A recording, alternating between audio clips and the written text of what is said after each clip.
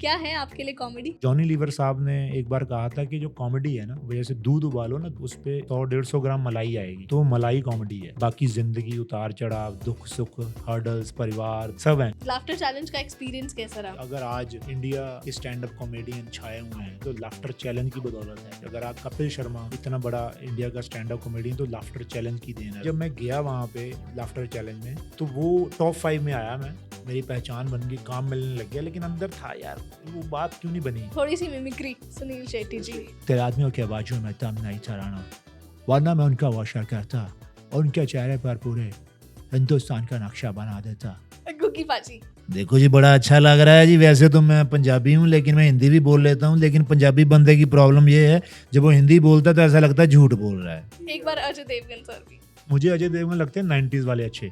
भाग जाऊंगा मैं, भाग जाऊंगा मैं, दुनिया की कोई ताकत मुझे नहीं रोक सकती। हाय लव सपना, हाय लव सपना। तो एक छोटी सी बात, कपिल शर्मा क्यों कपिल शर्मा बना? बहुत साल पहले चैनल से फोन आया हम दोनों को कि एंकरिंग करनी थी लोहड़ी के प्रोग्राम की। तो उन्होंने बोला आ जाओ। तो मैं कहा चल फटाफट चलें यार। उन्होंने मुझे उसको बोला, तो ऐसे बैठा बनिया, कहता गाड़ी भेजेंगे, हम स्टार हैं अभी, हम कंटेस्टेंट थोड़ी हैं। उसको हक पता चल गया था अपना, इसीलिए वो मुंबई में जब गया तो कभी उसने पीछे मुड़ के नहीं देखा, क्योंकि उसको समझ आ गई थी। मैं बता रही हूँ आज की conversations one of the most बिंदास और मजेदार कॉन्वर्सेशंस में से एक है at hocus pocus with Aanchal. Please welcome आज के हमारे very special guest, the great Indian laughter challenge star, comedy के सरताज Jaswant Singh Rathore. You have seen him in various platforms like Hasde Hasande Raho, like Comedy Circus, Comedy Nights with Kapil. He's not just a comedian, he's a musician, he's a writer, he's a singer and he's an amazing actor. और सबसे important बात तो ये है कि क्या कमाल के इंसान है, सच अ ग्राउंडेड हम्बल ज़मीन से जुड़े हुए इंसान. आज की कॉन्वर्सेशन में हंसी मजाक के साथ साथ बहुत सारी दिल की बातें करी गई हैं, डीप बातें करी गई हैं, इन लाइफ जनरल उनकी जर्नी, उनकी सोच के बारे में बातें करी गई हैं. और मैं दावे के साथ कह सकती हूँ कि आपको ये कॉन्वर्सेशन बहुत पसंद आएगी, आपके दिल को छू जाएगी. But before I let you soak in the entire conversation, मैं बता दूँ कि जसवंत पाजी अपना कम बैक कर रहे हैं in Indian stand up comedy space bye launching his all new show called VCR to PVR by JSR. आप सब देख सकते हैं उनका show by booking your tickets on bookmyshow.com. Now I will let you soak in the entire conversation. Please put your earplugs together for an extremely powerful episode.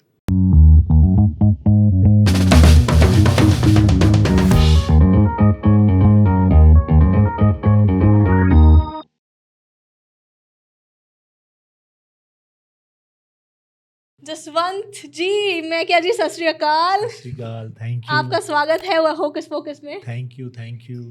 ਅਸੀਂ ਤੇ ਪੰਜਾਬੀ ਚ ਗੱਲਾਂ कर सकते। हाँ जी, बस आपकी ऑडियंस को प्रॉब्लम ना हो, क्योंकि पंजाबी तो हिंदी समझ लेते हैं, हिंदी वालों को समझ आया कि यार ये तो बल्ले बल्ले शुरू हो गए। हाँ तो है ना?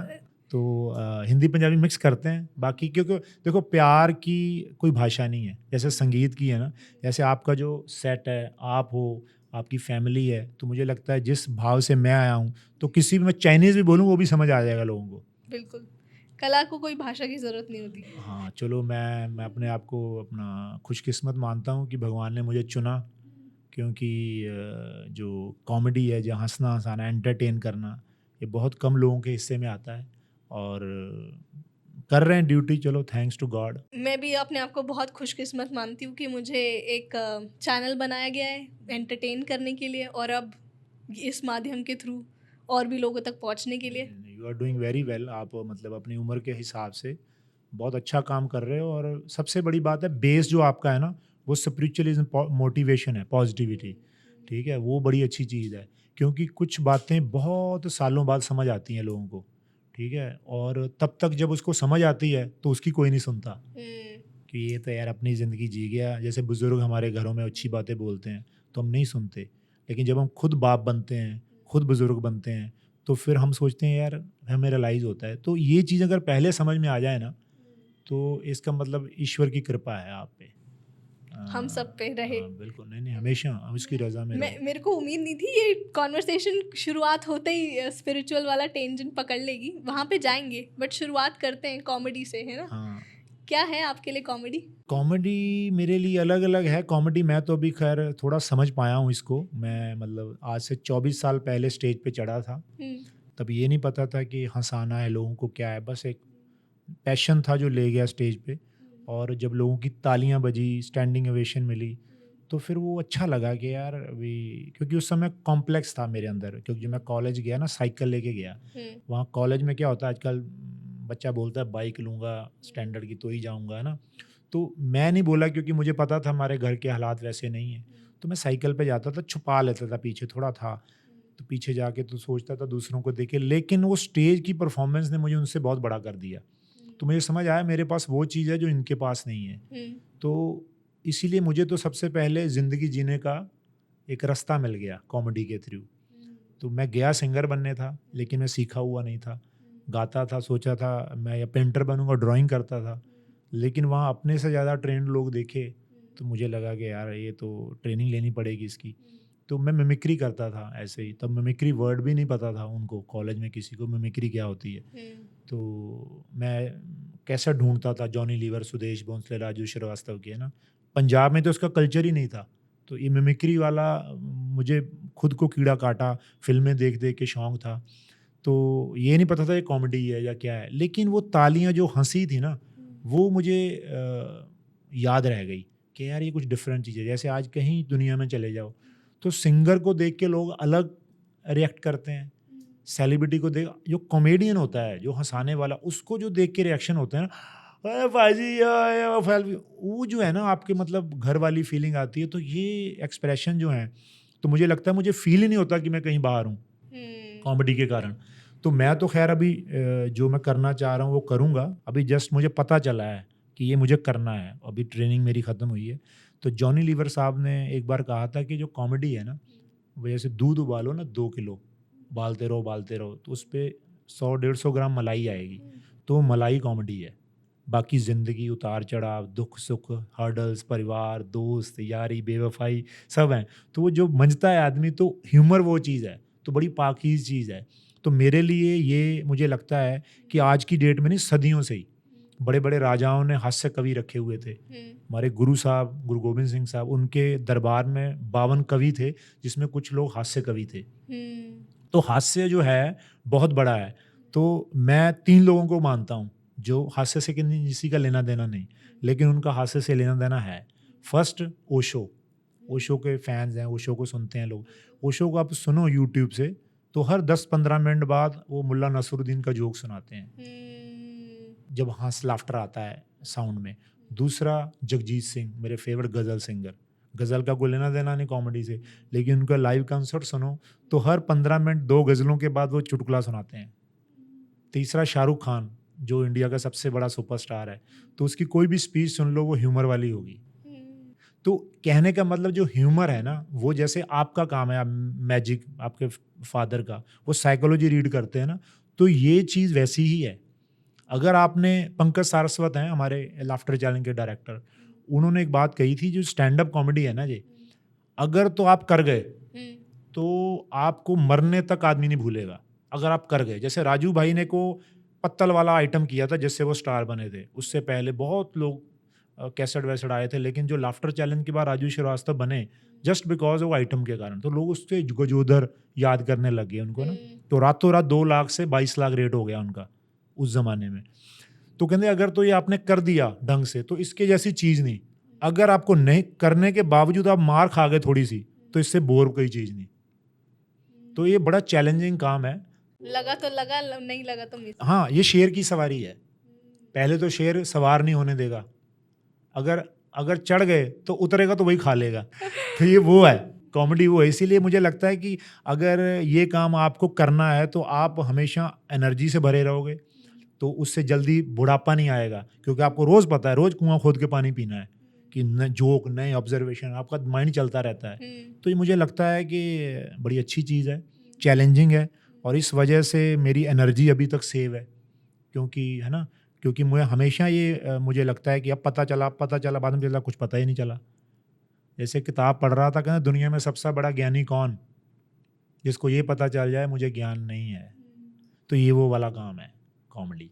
क्या बात है, इतने सारे सवाल है ना मेरे, ऐसा मैं बस होल्ड करके बैठी हूँ। जी जी प्लीज। बट जैसे मेरे से सब पूछते हैं आपने मैजिक कहाँ से सीखा, मेरे पास प्लेन सिंपल आंसर होता है, मैंने अपने गुरुजी से सीखा, अपने पिता से सीखा, अपने भाई से सीखा, ठीक है। और उस समय पे जब पापा ने मैजिक शुरू किया था 40 साल पहले, तब ऐसी नज़र से देखा जाता था मैजिक मिस्टिक है, काला जादू तो नहीं कर रहा है। तो जिस समय पे आपने शुरुआत की होगी, तब कैसे डिसाइड किया कि कॉमेडी में घुसना है? इसकी शुरुआत देखो मैं ये समझता हूँ कि वही फिर मैं ओशो की बात की थी ना मैंने, तो उनकी मैंने एक स्पीच सुनी थी कि एक लेवल पे जाके आपको ये लगे ना कि मैं जो लाइफ में करना चाह रहा हूँ नहीं कर पा रहा, तो रास्ता नहीं दिख रहा, तो आप आंखें बंद करके ना बचपन में जाओ, जब आप होश में आ रहे थे, कौन सी चीज़ें आपको अट्रैक्ट कर रही थी, कौन से लोग अच्छे लग रहे थे, क्या चीज़ थी जो आप बनना चाह रहे थे, तो एक्चुअली आप उसका सदा हुआ रूप हो अब। तो आप कहीं ना कहीं अगर तो उसको फॉलो कर रहे हो तो आप जल्दी पहुंच जाओगे उस पर, इसका मतलब भटक गए अगर नहीं हो वो। तो मैंने जब आंखें बंद की थी तो मैंने अपने आप को वीसीआर के आगे देखा था, जब मोहल्लों में वीसीआर लगते थे, मतलब 200-250 लोग छतों पे चढ़े हुए, जिसके घर में घुस रहे हैं पता भी नहीं कौन है, देख रहे हैं फिल्में, 3-3 फिल्में देख रहे हैं। तो ये बचपन था, सब देख रहे हैं, क्या देख रहे हैं, वो जो रंगीन दुनिया थी ना, राजा जहाँ सिंह टां टां टां, वो चीज़ें जो थी, तो मुझे मतलब ऐसा लगा लोग फिल्में देख के भूल जाते हैं, लेकिन मेरी वो ज़िंदगी, मेरा ध्यान लग गया उस पे। तो फिर मैं अगले दिन क्लास में उनकी स्टोरी सुनाता था। कई बार मोहल्ले में वीसीआर लगना तो उन्होंने अंदर नहीं आने देना, लॉक लगा होता था, तो मैं बाहर आके स्टोरी सुनता था ऐसे, तो स्टोरी से इमेजिन करता था कि अंदर क्या चल रहा होगा। फिर मैं सेम दूसरों को अगले दिन बच्चों को बताता था कि कल मैंने फिल्म देखी मर्द, उसमें ऐसे ऐसे, तो बताता ऐसे था जैसे मैंने देखी हुई है। तो ये मेरी प्रैक्टिस थी, भगवान ने क्या पता वो मेरा लिखा हुआ था ऐसे करना। अगर मेरे घर में वो तब वीसीआर होता तो मैं शायद करके भूल गया होता, जिनके घर में वीसीआर थे तो वो उनके लिए यादें हैं, लेकिन मेरा वो पैशन बन गया। तो ऐसे बस शौक था फिल्मों को गाने गाने, डायलॉग लिखने, है ना, कॉमिक्स पढ़ने। तो कहीं पे मतलब मूंगफली खाई अगर 5 रुपए का वो लिफाफा ना निकला, तो उस पर कोई कविता चुटकुला है तो उसको मैं चाट जाता था। तो ये शौक था मेरा। तो करते करते करते ये तब तक पता नहीं था कॉमेडी है। तो फिर आपकी लाइफ में जब आप एक फोकस पे चलते हो, उसको फॉलो करते रहो, है ना। तो जैसे 2 तरीके से आप सक्सेस होते हो, स्ट्रगल, समर्पण। स्ट्रगल आदमी करता है ना, भाई मुझे ये करना है, फॉर एग्जांपल मैं सिंगर नहीं हूँ तो मुझे सिंगर बनना है, मैंने इंडियन आइडल देख लिया, इम्प्रेस हो गया, तो मैं वो कर गया, गुरु रख लिया, ऑडिशन पे गया, सब किया, लेकिन मेरी आवाज़ नहीं है। फिर भी मैं लगा रहा, लोग मेरा मजाक उड़ाने, लगा रहा, सब मैंने बर्बाद हो गया, लेकिन छोड़ा नहीं। तो एक दिन मैं सच में बन जाऊँगा, लेकिन मुझे बहुत झेलना पड़ेगा। हो सकता है मेरे रिश्ते ख़राब हो जाएँ, बहुत मजाक सहना पड़े, लेकिन ईश्वर सोचता है इसने 90% दे दिया यार, इसको बनाओ। ऐसे लोग बने हैं बहुत, क्योंकि उनका स्ट्रगल था। एक होता है समर्पण। समर्पण ये होता है कि आप जब, वही ओशो वाली बात, जब बच्चा आपके अंदर कौन सी चीज़ें अट्रैक्ट कर रही, कौन सा अच्छा लग रहा है, क्या आपको बनना है, उस सपने को फॉलो करना शुरू कर दो, बस करो, बस हाँ मैं ये हूँ, क्या वो चीज़ मुझे ले आई, उसको फॉलो करता रहा। कब मैं हास्य कलाकार, कॉमेडी वॉमेडी, स्टैंड अप, ये तो अब आ गया, लेकिन मुझे आज भी नहीं पता कि ये कॉमेडी है। मैं बस इतना जानता हूँ कि जब कैमरा होता है, मुझे जो करेक्टर मिला है मैं वो होता हूँ, मैं डायरेक्टर का एक्टर होता हूँ, जो मुझे वो बता दे, मैं भूल के आता हूँ, ज़ीरो होके आता हूँ सेट पे। और जब मैं स्टेज पे जाता हूँ तो उससे पहले मैं ज़ीरो होता हूँ, जैसे पर्दा खुलता है तो मुझसे बड़ा ज्ञानी कोई नहीं होता उस समय। तो उसमें मेरे माँ बाप, गुरुओं का आशीर्वाद होता है, तब मैं वो होता हूँ कि मैं आपको हंसाने आया हूँ, एंड जो मैं बात कह रहा हूँ वो सच है। मेरे एंगल से जो मैंने दुनिया देखी है, सुनो, तुमने देखी होगी, स्कॉलर होंगे तुम, अंबानी साहब होंगे, अपने घर होंगे, लेकिन मैं जो एंगल देख के आया हूँ, जियो की जो मेरे पास ऑब्जर्वेशन है वो सुनो। तो वो वाली बातें हैं। तो ये चीज़ फॉलो करते करते समर्पण है, मैं समर्पण वाला बंदा हूँ। तो कब मेरे साल, मेरे कई बार मुझे देख के हैरान होते हैं लोग कि यार तुम 2006 में कॉमेडी किंग बने थे, तुम्हारे साथ वाले, कई लोगों ने बोले, कईयों को लगा मैं ख़त्म हो गया, कईयों को लगा मेरे साथ वाले आगे बढ़ गए, लेकिन मुझे कोई नहीं पता कौन पीछे रहेगा। मेरी दौड़ अपने खुद से है, क्योंकि मैं समर्पण में हूँ। मैं समझ गया है कि मुझे ईश्वर ने किस लिए बनाया है, तो मैं उसको फॉलो कर रहा हूँ बस, उस चीज़ को। तो बस वही कॉमेडी, स्टैंड अप, एक्टिंग, गाना, सब महफिल हो, बस मेरे लिए ऑडियंस होती है बस। चाहे वो हज़ारों लाखों की हो टीवी के आगे, या कोई वर्ल्ड लेवल का शो हो, चाहे 4 बंदे चाय पी रहे हों, चाहे मुझे नीचे कर दो भी, सड़क पे मजमा करना है तुम्हारा ये, पर मैं तो वो भी कर दूंगा। तो मेरे लिए वो है बस। आप खुद लिखते हो अपने सारा कंटेंट? मेन तो आपको खुद ही पहल करनी पड़ती है, ऑब्जर्वेशन। हाँ, क्या प्रोसेस होता है आपका एक जोक लिखने का या एक स्क्रिप्ट लिखने का? अभी तो थोड़ा चलो काफ़ी साल हो गए करते करते, अभी तो समझ में आ गया। लेकिन कॉमेडी से भी ज़्यादा मेरे को ज़्यादा मेरी तारीफ़ करते हैं ना लोग जब मैं शॉर्ट स्टोरीज़ लिखता हूँ ना। जैसे मैं को किस्सा बता दूँ, जैसे फॉर एग्जांपल आपके साथ फ़ोटो खिंचवा ली मैंने, तो मुझे अगर पोस्ट करनी है फेसबुक पे, जी। तो मैं कुछ जो लिखूँगा वो दिल से लिखूँगा कि ये लड़की मुझे मिली थी। वो जो मैं लिखता हूँ लोग वो ज़्यादा लाइक करते हैं, भी यार ये बड़ा अच्छा लिखा।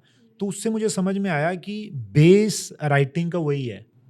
जैसे एक आम आदमी फ़िल्म देखने जाता है ना, तो उसको ये नहीं पता कि यार टेक्निकली विजुअल इफ़ेक्ट क्या थे, डायरेक्शन क्या थी, एक्टिंग क्या थी, संगीत क्या था, कुछ नहीं। उसको इतना पता है अच्छी लगी, बुरी लगी, ठीक है? ये चीज़ है। तो वैसे ही राइटिंग है, तो उसमें डेप्थ क्या है ये लोगों को नहीं पता, बस अच्छा लगा बस।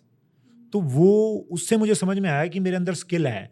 क्यों? क्योंकि वो जर्नी है कितने सालों की। तो मेरे उस्ताद जिनसे मैं मिला, जिनको मैंने फ़ॉलो किया, तो वो बहुत अच्छे राइटर हैं।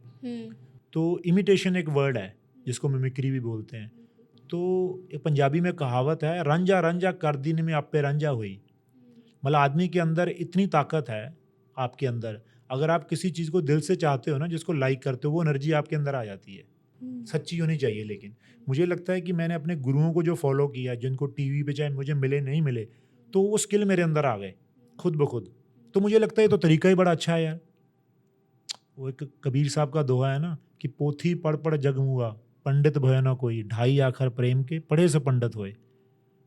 तो मेरा एक दोस्त है गुरप्रीत, 22 साल पुराना मेरा दोस्त है। वो बड़ा बड़ा इंटेलिजेंट आदमी, पढ़ा लिखा, टीचर भी है, जूडो का सब ज्ञान है उसको। तो मुझे देख के कई बार हैरान होता है, कहता यार अभी कई बार मुझे ये प्रॉब्लम होती है देख के कि अपनी तरफ मैं देखता हूँ कि हमने जो फ़िल्में देखी 80s की, हम हँसते थे, क्या है यार फ़िल्म ये, क्या कोई भी उठा के ले गया। हम तर्क लगाते थे, तुमने जिया उनको। तुम जी के आज खड़े हो गए, स्टैंड हो गए, तो हमारे तर्क रह गए पीछे। मतलब हम अपने आप को इंटेलिजेंट समझते थे, हम समझते थे क्या डायरेक्शन है ये, मुझे पता है ये होगा एंड में। कहना तुम खो गए उसमें। तो आज जब तुम स्टेज पे वो किरदार करते हो, तुम्हारी बातों से वो फ़िल्मी डायलॉग वो निकलते हैं ऐसे भी जैसे फ़िल्म चल रही है। तो डैट मीन्स हमें लगा भी तुमने कमाई कर ली, हम बेकार रह गए। तो इसका मतलब ये क्या है, पढ़ाई-लिखाई क्या है कि आपको इंटेलिजेंट नहीं बनाती। फ़ीलिंग, अनुभव आपको इंटेलिजेंट बनाता है कि आप क्या सीखते हो। समझ गए? तो वो चीज़ मुझे लगता है कि बस वही प्रोसेस है कि आप कुछ नहीं कर रहे, सब स्क्रीन प्ले है, you are just actor, part हो आप, बस उसको निभाओ अच्छी तरीके से। क्या बात है। एक बात कहूँ, मेरे को पॉडकास्ट की शुरुआत में कहनी थी ये बात। हाँ, जब आप आ रहे थे और आपने डेट्स फाइनल की, तो मैंने आपके पुराने सेट्स देखने शुरू किए। जब मैंने देखा ना, एक अभी जो मैं किसी भी कॉमेडी के किरदार से या किसी भी कॉमेडियन से कंपेयर नहीं कर रही, बट जब मैंने आपको देखा, आपके सारे सेट्स ऐसे सारे टैब में खोल के देखे, आपकी एक्टिंग, आपकी डिलीवरी, आपकी टाइमिंग, आपकी पॉजेज़, कहाँ रुकना है, कहाँ वापस देखना है, कहाँ एक्सप्रेशंस देने हैं, हर एक चीज़ इतनी सिंक्रोनाइज लगी। मैं ऐसे हा करके हंस रही थी, क्योंकि ऐसा लगा कि इतनी हर परफॉर्मेंस, क्योंकि मैंने सारे टैब्स खोले हुए थे, हर परफॉर्मेंस इतनी ये बंदा इतनी अच्छी एक्टिंग कैसे कर सकता है। ये जो फीलिंग वो पुरानी आपने ओरिजिनेट करवा दी, वो फीलिंग आपने वापस मुझे दे दी। वो जो आपकी स्किल है, जो आपकी कला है, जो आपका ऊपर वाले का पर साक्षात आशीर्वाद है ना, वो दिखता है। और वो आज आपसे लाइव मिलकर डबल ट्रिपल तरीके से मुझे फील हुआ। तो मुझे आपको पॉडकास्ट की शुरुआत में कहना था कि सर आपकी कला को नतमस्तक होके प्रणाम। मैंने कॉमेडी को कभी इस नज़रिए से देखा नहीं, बट अब जब आए तो मुझे, जब मैंने ऑब्ज़र्व किया कॉमेडी को, तो मुझे रियलाइज़ हुआ कि ये तो बहुत ही one of the most difficult professions है। जी। और हम कितने लाइटली ले जाते हैं कि हंसाई तो रहा है, बट कितनी मेहनत है उस स्क्रिप्ट को लिखने, उसको डिलीवरी देने में, उसमें एक्टिंग डालने में, उसमें एक्सप्रेशन डालने में। ये जो बारीकियाँ मैं नोटिस कर पाई, क्योंकि पापा भी यही कहते हैं, जब आप म्यूजिशियन होते हो तो आप एक एक्टर हो, आप म्यूजिशियन का किरदार निभा रहे हो। तो मैं अपने प्रोफेशन की बारीकी वजह से आपके प्रोफेशन में वो बारीकियाँ समझ पाई, इसकी डेप्थ समझ पाई, तो उस आपके लिए और इज्जत बढ़ गई। ये क्रेडिट भी मेरे उस्तादों को जाता है जिनको हमने सीखा, क्योंकि हमारा कुछ नहीं है, ठीक है, वही ना, ये आप खुद अकेले कुछ नहीं होते।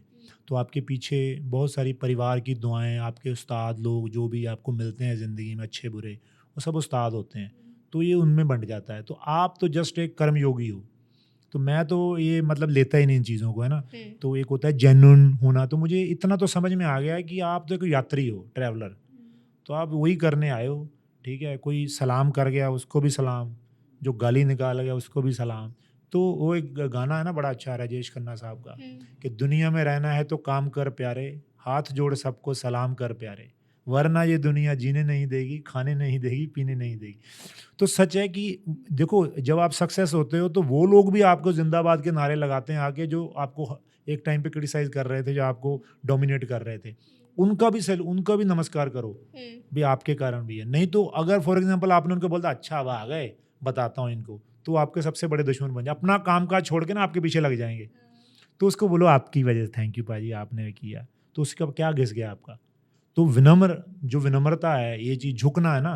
तो ना, झुकते वो हैं जिनमें जान होती है, अकड़े रहना तो मुर्दों की पहचान। ये इतना बहुत तगड़ा फलसफा है, ये शेर नहीं है, बहुत तगड़ा। लेकिन आजकल इस चीज़ की वैल्यू कम हो गई क्योंकि कंपटीशन इतना बढ़ गया, दौड़ लगी हुई है, सब दौड़ रहे हैं, जाना कहाँ है पता नहीं, दौड़ लगी हुई है। तो इतने में वही आदमी सोच पाएगा जो दौड़ से हट के सोचेगा, ठीक है। वही जैसे कैमरा हमें कैप्चर कर रहा है, अगर ये हिलता हो तो पॉडकास्ट नहीं बनेगा, ये कोई ना ही देखेगा। वो स्टिल है ना, तो इसीलिए कैच कर रहा है। क्या ऑब्जर्वेशन है बाजी। तो उस वैसे हमारा माइंड है, जो हम काम करते हैं। तो आपके हर्डल जो भी आएंगे लाइफ में, आने दो, आप शांत रहो। ये भगवान ने, ये मैंने खुद ही याद किया कि पढ़ा नहीं हो ना, धक्कों से मुझे पता लगा ज़्यादा ज़िंदगी। ये जो बॉडी पार्ट है, इसी में साइंस है भगवान की।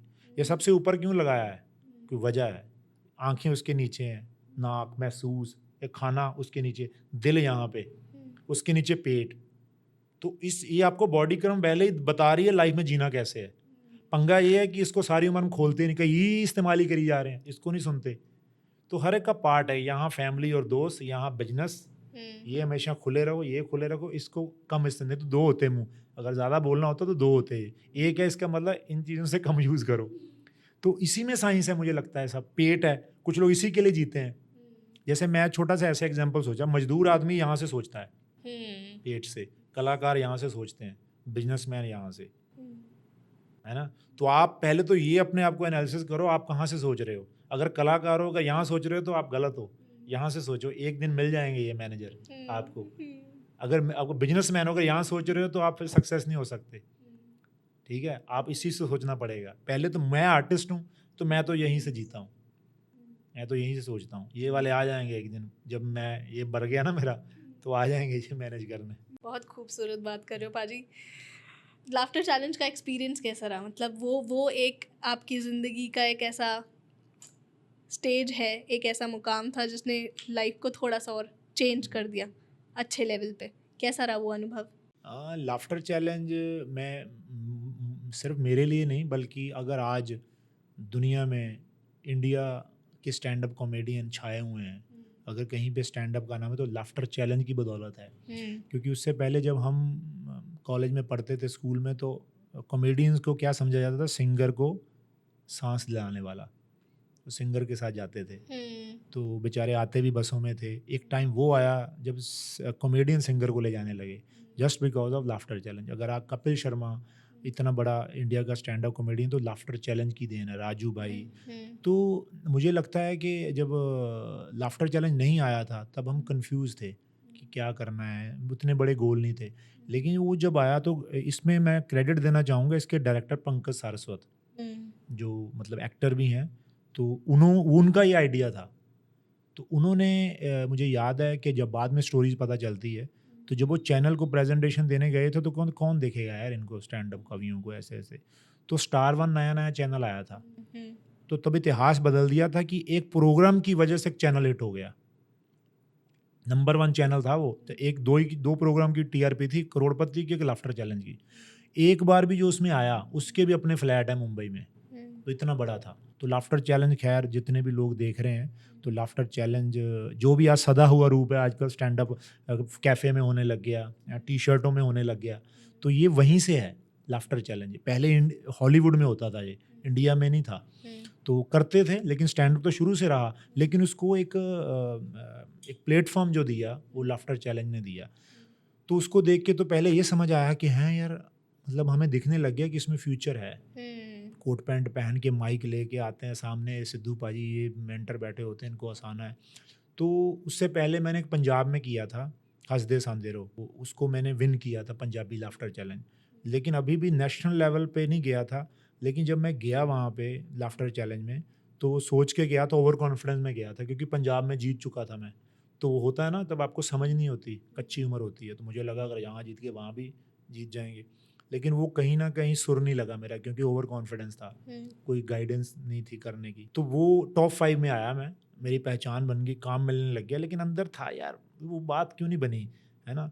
तो जब लाफ्टर चैलेंज आया तो समझ आई कि यार वहाँ जाके यार चुटकुले सुनाना स्टैंड अप नहीं है।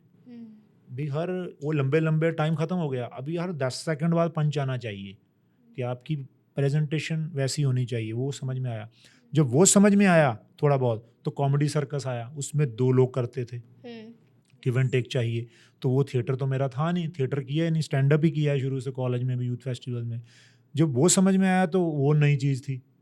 तो 3-4 सीजन किए, तब तक वो पता चला कि तब तक ये चीज़ों का मिला जुला हुआ। तो फिर देखा, फिर कपिल शर्मा शो आ गया, जब ग्रुप में स्किट होने लगी। तो फिर मैं मतलब ये करते करते करते मैं एक ट्रेनिंग लेता गया इसकी, ठीक है। तो ये मुझे कम से कम 2006 से शुरू किया था मैंने, अभी 2024 चल रहा है, ठीक है। कुल मिला के 18 साल हो गए, 18 साल। तो 18 साल में मतलब टीवी पे स्टार्ट हो गया स्टैंड अप करते, कर तो मैं 2000 से रहा हूँ। तो अभी ये समझ में आया कि वो सारी ट्रेनिंग थी मेरी, अगर मैं उसको कोई पड़ाव मान लेता कि मैंने कर लिया, तो मैं वहीं शायद मेरा ब्लॉक हो गया होता। तो मुझे लगा ही नहीं कि मेरे लिए ये कोई अपॉर्चुनिटी है। मैं ना हमेशा दिल्ली, जब मेरा दिल्ली मेरे लिए था एनएसडी, जब मैं पढ़ता था एनएसडी, नसीर साहब, ओमपुरी, मैं कहा क्या ये कैसे एडमिशन होती है यार, कैसे जाते हैं एक्टिंग सीखने, कोई था ही नहीं, मिडिल क्लास से थे, बस ज़्यादा से मायापुरी में पढ़ते थे। तो मैं हमेशा भगवान से ये कहता था कि मुझे थिएटर करना है, मुझे एक्टर बनना है, ये मुझे परफॉर्मर बनना है। तो भगवान ने देखो मुझे लगता है कि मुझे सीखने के पैसे दिए, वो सब थिएटर था मेरे लिए। स्टैंड अप जो अभी सीखा है मैंने अब तक, जो मैं कर रहा हूँ, अब जाके वो मुझे समझ में आया कि ये स्टैंड अप है। फिर जो मैंने लाफ्टर से सीखा, वो जो डायरेक्टर, जो जितने लोग मुझे मिले, मेरे को कंटेस्टेंट थे, सब वो मेरे उस्ताद थे। सबको मैंने ऑब्जर्व किया, मैंने लिस्ट बनाई किसका मुझे क्या अच्छा लगता है। पाकिस्तान अमानुल्लाह खान, सोहेल अहमद, उमर शरीफ, है ना, मोइन अख्तर, चाचा रौनकी राम, गुरप्रीत गुग्गी, सुदेश लहरी, भगवंत मान। तो सब मैंने लिस्ट बनाई, तो सबका मैंने कुछ कुछ जो बेस्ट किया, वो मुझे ये मेरे अंदर आ जाए, ये मेरे अंदर आ। जब मैं करता हूँ तो लोग जो तालियां बजाते हैं, ये वही है। जो कमियां रह जाती है वो मेरी है अभी, जो इसमें मैंने काम करना है। तो मेरे लिए ये है लाफ्टर चैलेंज। चैलेंज जो है ना नाम, तो बहुत सही नाम है। लाफ्टर बेसिकली चैलेंज ही है, क्या ये चैलेंज है। मतलब जैसे रोज आपको कुआं खोदना है, पीना है, तो आपने एक बार हंसा दिया, तो जिसका मतलब ये नहीं कि आप बन गए, तो आपका चैलेंज खुद से ही हो गया। तो हो सकता है अगली बार आपको लोग बुला लें, तो आपको फिर चैलेंज है। फॉर एग्जाम्पल, दिल्ली में आपने हिट शो किया, आपको मुंबई से कॉल आ गई, तो आपके अंदर दिल्ली वाली वो क्राउड है, मुझे वही करना है। अगर वो नहीं हुई, लोग तो कहेंगे बहुत अच्छा, लेकिन आपको एक लेवल पता है कि यार स्टैंडिंग ओवेशन मिली मुझे, वो बात नहीं बनी। तो चैलेंज है ना ये। तो अगर तो आप उसकी शोहरत में आ गए, क्या मजा, फिर गए आप। ये मतलब चैलेंज ही है ये काम। यस, ये चैलेंज वाला काम है। बिल्कुल सही बात कहा आपने। जो बात बोली ना कि क्राउड वर्क जब आप करते हो या आप ऑडियंस के साथ डील करते हो, तो वो नहीं देख रहे हैं अगर, तो हम ख़त्म। हम जो हैं उनकी वजह से हैं, वो हमारे जोक्स पे हंस रहे हैं, हमारे मैजिक पे रिएक्शन कर रहे हैं, हम उसकी वजह से हम चल रहे हैं, करेक्ट। है ना। तो 2 सवाल मेरे यहाँ पे आपसे।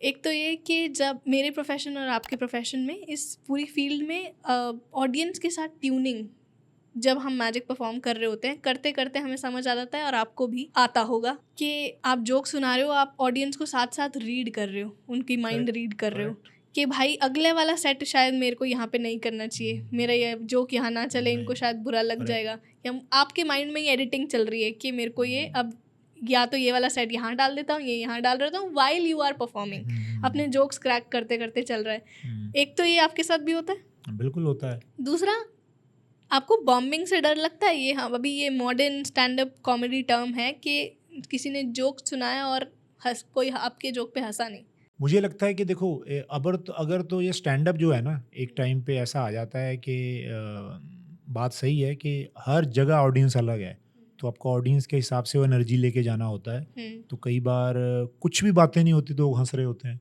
कई बार बहुत तैयारी होती है, लोग उस तरह से नहीं ले रहे। कई बार जैसे फॉर एग्जांपल आप अमीर लोगों के शो में जाओ, तो वो ना ऐसे होते हैं, तो उनका यही लाफ्टर है बहुत बड़ा। तो हमें आदत होती है मास्क की, ओ हूटिंग की, तो वहाँ वो नहीं है, तो हमें लगता है फंबल आने लगता है, फिर एसी में भी पसीने आने लगते हैं, आदमी फास्ट हो जाता है, yes, शताब्दी बन जाता है। तो वो उसको समझ में आता है ऑडियंस को कि ये अभी गया, ठीक है। क्योंकि इतने बड़े, क्योंकि सबसे मुश्किल है ना कि आप माइक लेके आप स्टेज पे खड़े हो यार, आपको कोई नहीं है, कोई साथ ही नहीं किसी का, सीधा लाइव आसाना है, इंटरेक्शन। लाइव इंटरेक्शन है, आपको आंखों में आंखें डाल के बोलना है। तो मुझे लगता है इसकी इन मतलब तर्क वितर्क में ना पढ़ते हुए ना, तो पहले तो आप वही है, फर्स्ट डिजर्व देन डिज़ायर। तो 13-14 साल एक काम में लगते हैं आपको सीखने में, फिर आपको समझ में आती है। अभी मुझे क्या है कि ठीक है, कंटेंट तो आपको होमवर्क तो करना ही होता है कि ये बातें यहाँ चलेंगी, लेकिन स्टेज पे ये चीज़ें नहीं चलती। स्टेज पे एक एनर्जी काम करती है। आपका होमवर्क, आपका तजर्बा तब आपके काम आता है। अगर वो नहीं है, अगर आप फोकस, वही वाला फोकस हो ना, तो फोकस नहीं होगा। तो अगर आप फोकस हो आपके काम के प्रति, फॉर एग्जांपल मैं दिल से बोल रहा हूँ यहाँ पे आपसे, ठीक है, तो ऐसे ही स्टेज पे हूँ मैं, तो मैं नकली हूँ ही नहीं लाइफ में, तो मेरे को इसके लिए ज़्यादा प्रॉब्लम नहीं आती।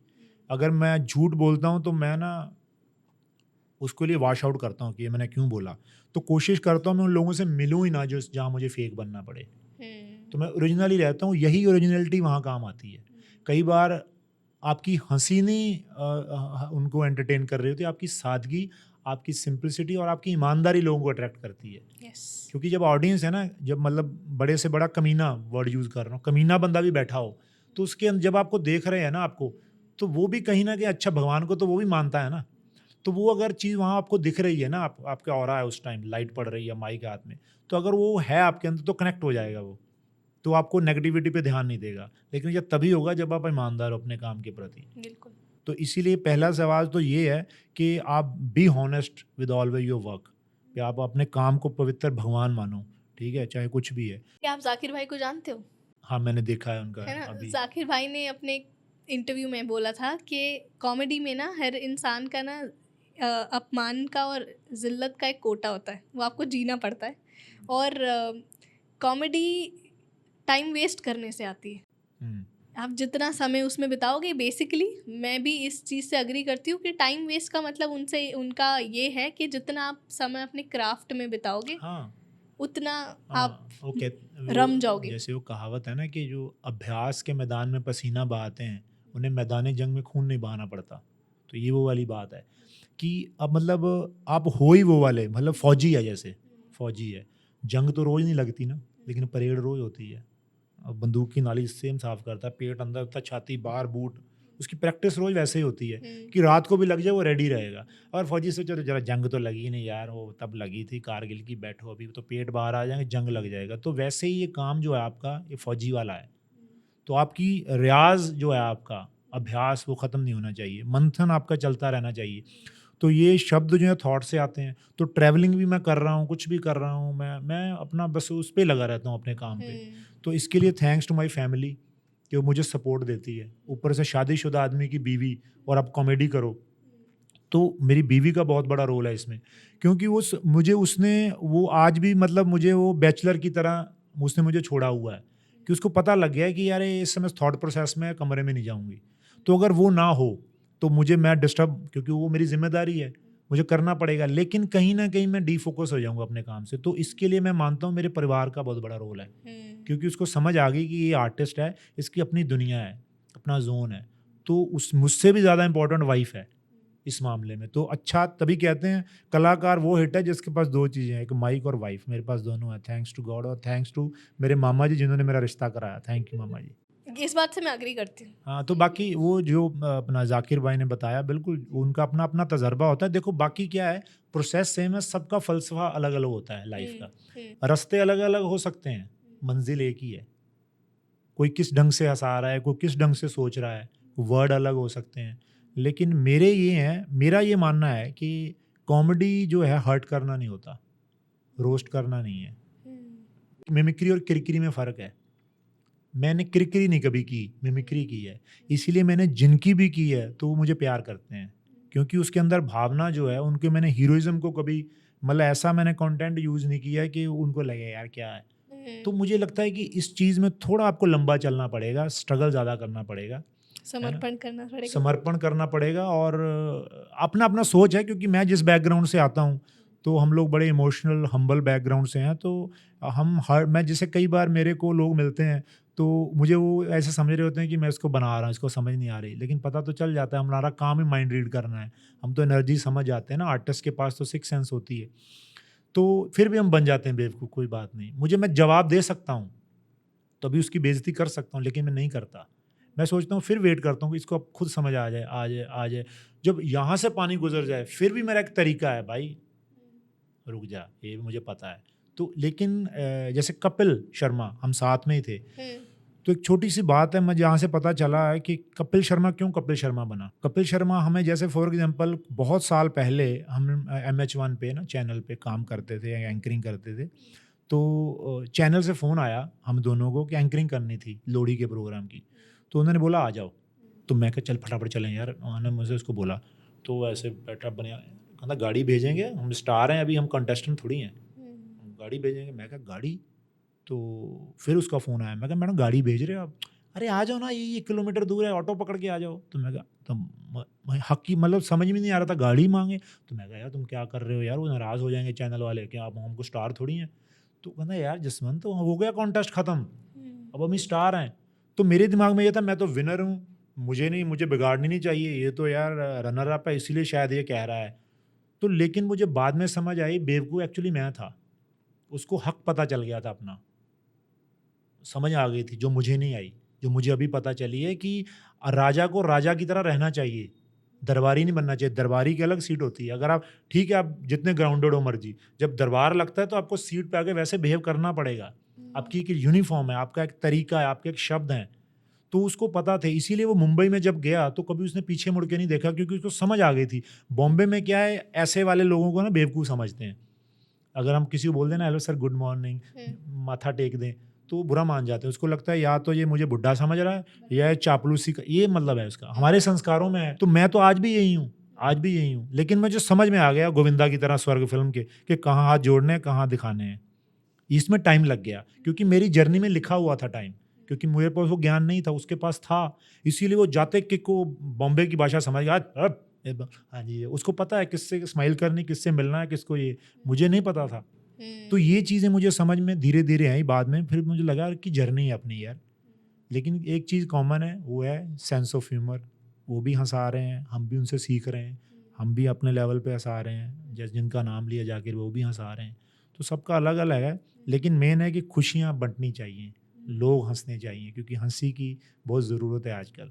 थोड़ी सी मिमिक्री, और शुरुआत तो हमारे फेवरेट सुनील सुनील शेट्टी जी। साहब। अच्छा, सुनील शेट्टी जैसे मिमिक्री जैसे मैंने स्टार्ट की ना, मैंने ये सोच के नहीं की थी कि उनकी आवाज़ निकालनी है। मैं उनका फ़ैन हूँ बचपन से, मतलब मैं नहीं, हमारा पूरा स्कूल फ़ैन था पूरा। तो सब पोस्ट कार्ड आते थे 1 रुपए के उस ज़माने में, एक दिल्ली से आते थे यहाँ, मुझे शायद न्यू दिल्ली लिखा होता था पोस्ट कार्ड के पीछे। तो हम लोग तरसते थे कि अलग अलग, और मेरे पास इतनी कलेक्शन होती थी सबसे ज़्यादा, क्योंकि मैं अपनी दुकान पे पार्ट टाइम काम करता था, तो मुझे वहाँ से पैसे मिल जाते थे, कुछ मिल जाते थे, कुछ मैं निकाल लेता था। तो लेकिन मैं अच्छे काम में लगा रहा था, और मन ही सोचता था डैडी कोई बात नहीं, मैं आज 10 रुपये ले रहा हूँ, एक दिन ज़ीरो करके वापस लौटाऊँगा फ़िल्मी स्टाइल में। तो सुनील शेट्टी का मैंने मिमिक्री कैसे किया, मैं शाई था बहुत। शाई क्या होता है कि शाई होना, आजकल समझते हैं ये बड़ा शाई है, वो हालाँकि आपसे ज़्यादा इंटेलिजेंट होता है, क्योंकि उसके विचार आपसे ज़्यादा चल रहे हैं और अच्छे चल रहे हैं। हमेशा शाई आदमी से सलाह लो, आपको सही देगा, है ना? तो मैं बड़ा शाई था, तो मैं ऐसे बाल सभा में बैठा होता, तो हमारे ना क्लास में एक मतलब स्कूल में एक लड़का था, मिमिक्री करता था। हर शनिवार ना उसकी बाल सभा लगती, और वो आवाज़ निकालता, वेरी स्मार्ट बॉय, अरे तेरी जात का वाओ, ऐसे मिमिक्री, बच्चे तालियां बजाते। तो मैं बड़ा हैरान होता उसको देख के, मैं कहा यार मतलब मुझे था भी, मैं भी कर सकता हूँ, लेकिन मैं किसी को बताता नहीं था। तो मैं था सुनील शेट्टी का fan, first day first show फिल्में देखता था, एक ही फिल्म कितनी बार उसकी रिपीट में। तो लास्ट में फेयरवेल पार्टी होती है ना स्कूल में, तो वो स्टेज पे आया, कहना हेलो दोस्तों, उसका एटीट्यूड, आज मैं आपके लिए एक नई आवाज़ लेके आया हूँ, गैस करो कौन, सब। तो सुनील शेट्टी पीक टाइम था तब, 97-8 की बात है, बॉर्डर आई थी नई नई, शस्त्र फिल्म ये वो। तो कहता सुनील शेट्टी, सब ओ सुनील शेट्टी, मैं एकदम कान मेरे खड़े, तो मुझे बाकी सब ब्लर हो गया, वही दिख रहा, मैं सुनील शेट्टी की आवाज़ निकालेगा। तो उसने निकाली, तेरे आदमी के बाजू में दम नहीं था राणा, वरना मैं उनका वॉशर करता। बच्चे वाह, मैं कहा यार ये क्या बोल रहा है, ऐसे थोड़ी बोलता सुनील शेट्टी। तो मैं साथ वाला मेरे एक लड़का था, कहता ओ यार सुनील शेट्टी, मैं कहा ये थोड़ी ऐसे थोड़ी बोलता है यार। मैं कहा सुनील शेट्टी की आवाज़ नहीं सही निकाली, चल इतनी अच्छी तो निकाली। मैं कहा नहीं ऐसे नहीं बोलता। कहता कैसे बोलता है? मैं कहा ऐसे बोलता है, तेरे आदमियों के बाजू में दम नहीं था राणा, वरना मैं उनका वॉशर करता और उनके चेहरे पर पूरे हिंदुस्तान का नक्शा बना देता, और तो सारी उम्र उसमें खंडाला ढूंढता। ओ तेरी कंधा सेम कंधा, ऐसे बोलता है। तो उसने सब जगह फैला दी मेरी बात। मैं कहा मत बताओ, सब बता। अब लड़के ना 11वीं-12वीं के मेरे पास आने लग गए, जो डॉन टाइप होते हैं ना, आदि छुट्टी को कौन निकालता है ये, वो सुना जरा। फिर उनको मैं डायलॉग सुनाता डरते डरते, क्योंकि उस दिनों में दिमाग ये था कि ये डॉन टाइप लड़का है, इसके दोस्ती बनाओ लड़ाई में काम आएगा, तो ये माइंड था। तो मैं सुनाता था उनको, तो मेरे नंबर लिख मेरा पीपी, और खुद का भी नंबर नहीं होता था, साथ वाले पड़ोस का नंबर, कभी पंगा पड़े भरा को याद करना। तो सुनील शेट्टी के फ़ैन थे सारे। तो ये जो मुझे लगा कि यार सुनील शेट्टी की, तब मुझे खुद को नहीं पता था कि मैं अच्छी मिमिक्री करता हूँ। तो मैंने कहा मैंने कैसे सुनील शेट्टी की आवाज़ कैसे निकाली। फिर मैं उस प्रोसेस में गया, दीवानगी थी, बस उसको देखता रह गया, ध्यान लग गया मेरा सुनील शेट्टी में भी ऐसी बॉडी बनानी, क्या है जेंटलमैन आदमी, चश्मा पहन के, क्या है ना ऑरा इसका। तो वो फिल्मी तो था ही मेरे अंदर कीड़ा। तो मैंने फिर बाकी सबको मंथन किया, दारा सिंह, धर्मेंद्र, राजकुमार, सैफ अली खान। फिर जैसे जैसे वो मैं निकलते गए अंदर मेरे से मिमिक्री को। सुनील शेट्टी मेरा उस्ताद उसमें भी है, बाकियों में मिमिक्री करवाने में। तो कपड़े पहनने में मतलब बड़ा दुबला सा था, मुझे कॉम्प्लेक्स होता था, मैं अखाड़े में जाता था। सुनील शेट्टी को देख के मैंने जिम स्टार्ट किया, जूडो स्टार्ट किया करना। तो सुनील शेट्टी कई चीज़ों में मेरा उस्ताद है। आप मिले उनसे? हाँ मैं मिला हूँ अभी, तो मतलब एक तरह बड़ा प्यार करते हैं। जैसे मैं वही कह रहा हूँ कि एक वो बच्चा 90s में हलवाई की दुकान पे खड़ा होता था, पंजाब केसरी में उसका जन्मदिन कॉलम आता था एक, तो उसमें उसका एड्रेस होता था सुनील शेट्टी 18B पृथ्वी अपार्टमेंट, अल्टामाउंट रोड, मुंबई 26। ये एड्रेस मुझे 25 साल पहले याद है। तो आज उस जगह पे भी मैं जा चुका हूँ, इनविटेशन आया था सुनील शेट्टी का, और उनके मोबाइल में मेरा नंबर है, और जब उनके घर कोई फंक्शन होता है तो मुझे इनविटेशन भेजते हैं। जब मैं कुछ अच्छा काम करता हूँ तो उनको भेजता हूँ, सारे आशीर्वाद दीजिए, तो अपने सोशल मीडिया पे शेयर करते हैं। तो ये कहानी है, तो इससे बड़ी क्या बात होगी। बाकी जीत तो मेरी ये है, सक्सेस ये है कि एक आम बंदा, मतलब वही ना मोहब्बत, प्यार, समर्पण, वो करो। काम तो अभी करना है, काम तो आप वो कर चुका, आपने तो जस्ट एक रोल निभाना है जो आपका लिखा हुआ है। एक बात बोलूं? हाँ, जब मैं आपके सेट्स देख रही थी तो शेखर सुमन सर ने आपको उठकर गले लगाया, स्टैंडिंग ओवेशन दी और एक लाइन बोली कि सबको सब कुछ मिला, मगर सुनील शेट्टी के लिए सबसे बड़ी अचीवमेंट यही है कि उसे तू मिला। बहुत बड़ी तो बड़ी बात है। मुझे वो बात टच हुई। मैंने कहा कितनी सही बात है कि उन बहुत कम लोग होते हैं कि इतने रिलीजियसली आपने उनको फॉलो किया, उनकी पर्सनालिटी अपने अंदर उतारी, और आज आप उनके साथ इतने अच्छे रिलेशनशिप्स हैं। तो इसमें भी वही चीज़ है कि देखो, जब शेखर सुमन साहब है, जब मैंने फर्स्ट टाइम गया था ना 2008 में, तो मैंने तैयारी शेखर सुमन के हिसाब से की थी। जब वो कमेंट करते थे ना, मुझे लगा यार ये क्या बंदा समझता है स्टैंड अप को, मतलब जो वो कमेंट करते थे तो सुनने के लिए मैं गया था। लेकिन मेरी जब मेरा मतलब तैयार नहीं था तब, तो वो चेंज हो गए, तो हमारी जगह शत्रु साहब आ गए, शत्रुघ्न सिन्हा। तो मेरा सुर भी नहीं लगा वैसा, लेकिन मेरे अंदर मलाल रह गया कि यार शेखर सुमन होने चाहिए थे ऐसे। तो दोबारा मैं 2022 में गया, just because of Shekhar Suman.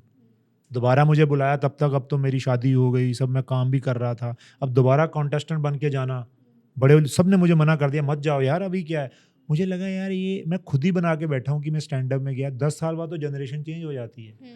आज यूट्यूबर भी आएंगे, आज के लोग जो रील्स देखते हैं, वहाँ तो मैं कहीं हूँ ही नहीं। मेरी ऑडियंस जो मुझे ढूंढ रही है, तो मुझे जो दौड़ में अगर है तो जाना पड़ेगा। तो शेखर सुमन है, अभी तो और मैच्योर हो गया होगा, अगर मेरे दम है मेरे अंदर, पता चल जाएगा कितने पानी में हूँ मैं, तो मैं उसीलिए गया। तो ये 5 मेरे राउंड हुए, 5 में मुझे स्टैंडिंग ओवेशन मिली, 5 में तोप चली। और सबसे इम्पॉर्टेंट बात ये जो मैं सुनने गया था कि सुनील शेट्टी को तुम मिले, तो वो एक्चुअली वो मेरे लिए वो चीज़ थी। वहाँ लाफ्टर में जाना कोई ये नहीं था कि मैं किसी प्रूव करने गया था, वो जस्ट ये था कि एक आदमी पार्टी सूट सिलवाता है, पार्टी में जाता है, टाई वाई पहनता है तो लास्ट टाइम शीशा चेक करता है कि कैसा लग रहा हूँ। तो मेरे लिए वो था, वो मैं चेक करने गया था कि जो मुझे काम करना है, जिसके लिए मैं दुनिया में आया हूँ, लग कैसा रहा हूँ। References on point. खूबसूरत खूबसूरत, बहुत मजा आ रहा है। समा बांध दिया आपने, मगर ऐसे जाने नहीं देंगे हम हाँ। आपको। हम ऐसे थोड़ी हाँ। बहुत तो और मिमिक्री करनी हाँ, पड़ेगी, ठीक है? करवा। अमरीश पुरी सर। अरे भाई देखो अजय, तुम मुझे अच्छी तरह से जानते नहीं हो। जो जिंदगी मुझसे टकराती है, सिसक सिसक कर दम तोड़ती है। गुग्गी पाजी। देखो जी, बड़ा अच्छा लग रहा है जी। वैसे तो मैं पंजाबी हूँ, लेकिन मैं हिंदी भी बोल लेता हूँ। लेकिन पंजाबी बंदे की प्रॉब्लम ये है, जब वो हिंदी बोलता है तो ऐसा लगता है झूठ बोल रहा है। तो मैं झूठ नहीं बोल रहा जी, जो बोल रहा हूँ सच बोल रहा हूँ। ऑसम। राजू श्रीवास्तव जी। राजू भाई का आपने नाम लिया ना, वो मेरे उस्ताद हैं। वो भी उनका नाम मैं लेना चाहूँगा, राजू भाई के फैन। क्योंकि सबसे पहले अगर मैंने ज़िंदगी में स्टैंड अप करते किसी को देखा था, गुग्गी पाजी के अलावा, वो पंजाबी में देख, हिंदी में राजू श्रीवास्तव को देखा था कि एक बंदा यार कैसे बातें कर रहा है, पीछे लाफ्टर आ रहा था, वीडियो है ना। तो वो तब वो अमिताभ बच्चन की डुप्लीकेट करते थे कि शोले का सीन सुना रहे थे, जाओ रवि जब से पहले साइन कर। वो मतलब ऐसा लग रहा था राजू ही अमिताभ बच्चन है, अमिताभ बच्चन ही राजू है। जो मेरे साथ हुआ, मतलब मैं सुनील शेट्टी का करता हूँ, वो मैं एक पॉइंट आउट करना चाहता हूँ। वो बेसिकली जब आए थे ना, तो उनको लोग डुप्लीकेट यूज़ करते थे ऑर्केस्ट्रा में, अमिताभ बच्चन। लेकिन वो पहले वाहिद एक बंदे हैं जिन्होंने अमिताभ बच्चन का लुक लाइक और उनकी मिमिक्री से लेकर निकल के राजू श्रीवास्तव बन के दिखाया। तो दूसरा शायद मेरे हिस्से आया है कि मैं मिमिक्री करता हूँ बहुत लोगों की, लेकिन सुनील शेट्टी वाली मेरी फेमस है, ब्रांड एम्बेसडर बन गया मैं उसका। लेकिन उसको मैंने मिस यूज़ नहीं किया, क्योंकि किरकिरी नहीं की। लोगों ने उतना काम किया नहीं होगा चैनलों पे जितना मैंने छोड़ा है, जस्ट बिकॉज ऑफ मैं मिमिक्री, मैं सुनील शेट्टी की वो स्क्रिप्ट नहीं बोलता था जो उसकी शान के खिलाफ हो, तो वो मैं नहीं बोलता, तो उस वजह से मैंने काम नहीं किया। अंदर की बातें नहीं पता होती ना लोगों को, तो इसीलिए शायद मेरे अंदर का जसवंत सिंह राठौर जो मेरी पर्सनैलिटी इसीलिए निकल के आई कि मैं उनको सरेंडर करता हूँ उस चीज़ को। तो राजू भाई को भैया वो हमेशा बोलते थे, अरे भैया मजाक मजाक में फिर आ ही गए। एक मैं आपको सुनाता हूँ जो मेरी मेरी बड़ी फेवरेट आवाज़ है, रज़ा मुराद की। ये नहीं सुनी होगी आपने? नहीं। तो कि जब हम बच्चे थे ना, तो वीसीआर पे फिल्में आती थी, वीसीआर पे एक भूत वाली फिल्म जरूर लेके आते थे। तो उस ज़माने में रज़ा मुराद की ना आवाज़ सुनाई देती थी, दिखाई कम देते थे, सुनाई ज़्यादा, क्योंकि जब फिल्म शुरू होती थी ना तो उनकी आवाज़ आती थी, ये एक ऐसी लड़की की कहानी है जो जालिम लोशन लगा के लोगों को पकड़ती थी, हुस्न जवानी लुटने लगी जालिम खूनी हवस, है ना। तो उसमें ये बोलते थे, जैसे एक बार ओरिजिनल में मिला सेंटा में उनके साथ, तो मैं उनकी तरफ देख, उतना बड़ा मुंह, कद काट, मतलब क्या आवाज़ है उनकी। तो उनको मैं देखता रहा, नया 10-12 साल पुरानी बात है, ऐसे देख रहे हैं मुझे ना, भाई हमने आपको देखा है काफ़ी हमारी मिमिक्री करते हो कि नहीं। मैं कहा सर आपकी जो आवाज़ है वो तो बड़ी भारी है, वो मेरा बेस नहीं है उतना, फिर भी बताइए।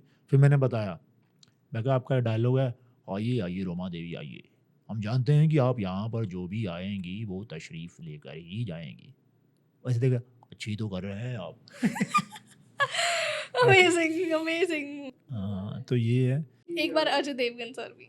अजय देवगन जैसे आजकल ना, अजय देवगन अभी मिमिक्री करते हैं लोग बहुत, यूट्यूब खोल लो, सीख जाता है आदमी ना। तो मैंने जब अजय देवगन साहब को पकड़ा था, यंग अजय देवगन, वो मुझे बड़े अच्छे लगते हैं। आज तो मैच्योर हो गए अजय देवगन, ऐसे बोलते हैं, भाजीराव सिंघम भोलो जुबां केसरी, दाने दाने में केसर का स्वाद, ये बोलते हैं। लेकिन मुझे अजय देवगन लगते हैं 90s वाले अच्छे। भाग जाऊंगा मैं, भाग जाऊंगा मैं, दुनिया की कोई ताकत मुझे नहीं रोक सकती, हाय लव सपना, हाय लव सपना, ये वाला मुझे अजय देवगन ज़्यादा अच्छा लगता है। कमाल हो सर, कमाल हो। हाँ, लाइव सुनने में मजा ही कुछ आ रहा है। मतलब seen you on screen and that energy is so infectious, एक एक सेकंड्स में स्विच, मजा आ रहा है। Thank you. फिर हम अपनी कला दिखाएं आपको। हाँ please. Before we switch to the magic time segment, मैं चाहती हूँ आप ऑडियंस को पहले बता दो कि हमारे बीच में कोई सेटअप नहीं है। मैंने आपको कुछ ऐसे पहले ही बता के नहीं रखा है कुछ भी। इधर देख, मेरी आंखों में सच्चाई देख। तो बाकी बात सही है इनकी। तो मैं जब पॉडकास्ट से पहले ये बता रहे थे, क्योंकि वैसे पूरी फैमिली जादू करती है, तो उन्हें जादू लाइव और आपके सामने होगा। चलो, मैं जितने आप एक्साइटेड है उतना ही मैं हूँ। चलिए करते हैं फिर, let's do it. All Alright, it's magic time everybody. So Dashrath पाजी तुम रेडी हो? हाँ बिल्कुल एक्साइटेड हूँ मैं देखते हैं अब क्या करते हैं। ठीक है, मैं चाहती हूँ आप अपने दिमाग में अपने एक ऐसे शख्स के बारे में सोचो जो हर दिल आपके अजीज है, जो आपके बहुत करीब है। क्योंकि मेरे पापा और आप बहुत अच्छे दोस्त हो, तो मैं नहीं चाहती कि आप कोई ऐसे इंसान के बारे में सोचो जो आप दोनों के कॉमन फ्रेंड्स हो जी। ठीक है, दूर दूर तक मेरे पापा उनको नहीं जानने चाहिए। ठीक है, आप एक ऐसे शख्स के बारे में सोचो जो आपके स्कूल के हो सकते हैं, कॉलेज के हो सकते हैं, आपके प्रोफेशन के हो सकते हैं, आपकी सिटी के हो सकते हैं, और उन्हें मैं या फिर यहाँ पे इस कमरे में कोई भी नहीं जानता है, दूर दूर तक कोई पॉसिबिलिटी नहीं। राइट, आपने सोच लिया? सोच लिया। अब आप जिस भी इंसान के बारे में सोच रहे हैं उनका नाम ये जहन में रखो। तब तक के लिए मैं आपके साथ एक गेम खेलूंगी। ठीक है, रेडी है? मैं इस गेम के द्वारा ये पता लगाने की कोशिश करूंगी कि आप अपने लाइफ डिसीजंस कैसे लेते हो। ओह ग्रेट, ठीक है, मेरे लिए भी नई चीज है कि मुझे पता लग जाएगा। जी, आपके बिना बताए आप अपनी चॉइसेस कैसे बनाते हो ये थोड़ा बहुत मैं पहचानने की कोशिश करूंगी। ठीक है, तो मेरे पास एक बॉल है which is a black ball. मैं चाहती हूँ आप इस बॉल को अपने हाथ में लें और ये हाथ पे लेने के बाद अपने हाथ पीछे ले जाएं और किसी भी हाथ में इसको बॉल को शफल कर दें, किसी भी हाथ में रखें, राइट या लेफ्ट में, और सामने वापस लेकर आए। ठीक है, बंटे गली जोटा आहो तुसी सही पहचाने। ठीक है, मेरे को ये डिटरमाइन करना है कि आपने इसकी कैसी चॉइस ली है, इसे राइट हैंड में रखने के लिए या लेफ्ट हैंड में रखने के लिए। ठीक है, रेडी हो? ये आपके पास है। इससे पहले आप जाओ, मेरे पास व्हाइट बॉल नहीं थी तो मैंने इसको एक पेपर को क्रंच करके बॉल बना लिया। ठीक है, तो मैं ये भी चाहती हूँ ये व्हाइट बॉल भी अपने हाथ में रखो। दोनों में से कोई एक बॉल आपको एक हाथ में रखनी है, दोनों बॉल्स एक हाथ में नहीं रखनी। और कुछ लोग स्मार्ट बनने की कोशिश करते हैं, वो बॉल ही छुपा देते हैं, फिर कहते हैं बताओ। वो उतना स्मार्ट नहीं हूँ मैं। वो डॉजिंग नहीं करनी है। आपको कोई ब्लैक बॉल एक हाथ में रखनी है, व्हाइट बॉल एक हाथ में रखनी है। ठीक है, मेरे को नहीं दिखाना है, आपको पीछे लेके जाना है, और जो भी डिसीजंस आपके हैं मैं उसको डिटरमाइन करने की कोशिश करूंगी। ठीक है, आप अपने हाथ ऐसे सीधे कर लो। हाँ हाँ बिल्कुल, लो। रेडी? ऑलराइट, इसको यहाँ पे कर लेते हैं। जसवंत जी, मैं चाहती हूँ कि आप ब्लैक बॉल पर कंसंट्रेट करें। ठीक है, जिस भी हाथ में ब्लैक बॉल है उस पर कंसंट्रेट करें और ऐसे इमेजिन करो कि जिस हाथ में आपकी ब्लैक बॉल है वो हाथ में बहुत गर्म हो रहा है, उसके अंदर की उसमें आपको बहुत हीट महसूस हो रही है। राइट? मुझे ऐसा व्यतीत होता है कि आपके इस हाथ में ब्लैक बॉल है। खोलूं? बिल्कुल।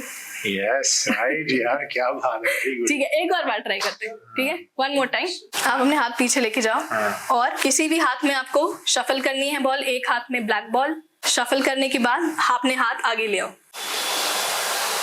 क्या बात है। Now again I want you to concentrate on the black ball. आप चाहो तो आप मुझे डिसीव भी कर सकते हो, एज इन अगर जिस हाथ में आपने ब्लैक बॉल रखी है आप अपने माइंड में सोचो, अपने दूसरे हाथ में मेरे को बताने की कोशिश करो। आप मुझे कंफ्यूज भी कर सकते हो।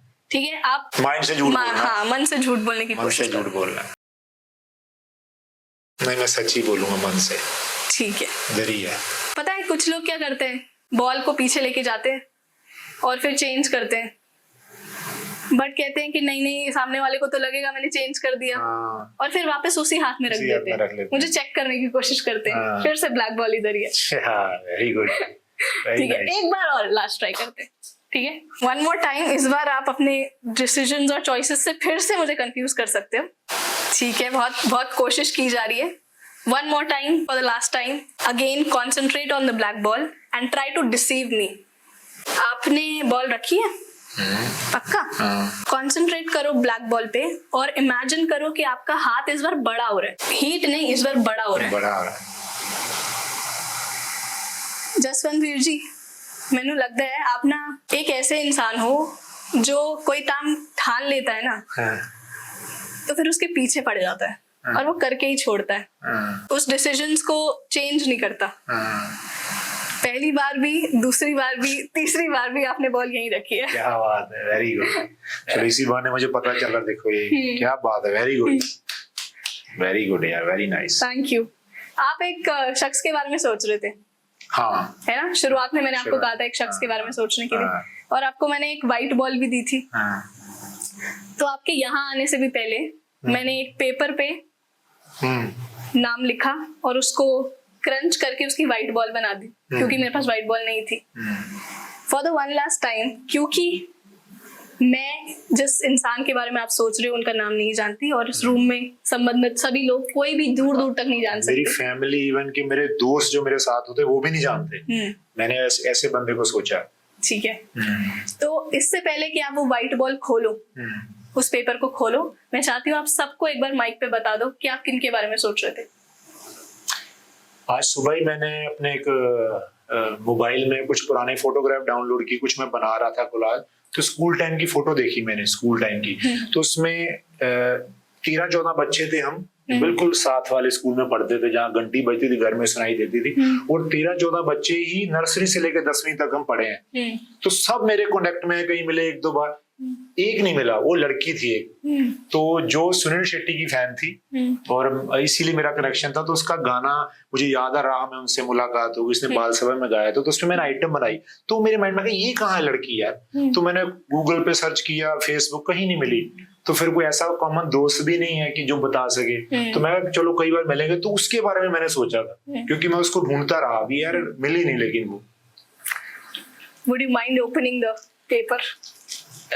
ओ तेरी, अच्छा जी, और सबको पढ़ के बता दो। ओह माय गॉड, ओए ओए यार, ये तो मतलब वो एक बाबा जी आते हैं ना टीवी पे, तो ये मुझे लगता है कि उनकी दुकान फेल करेंगी। Kulwinder Kaur. Yes yes.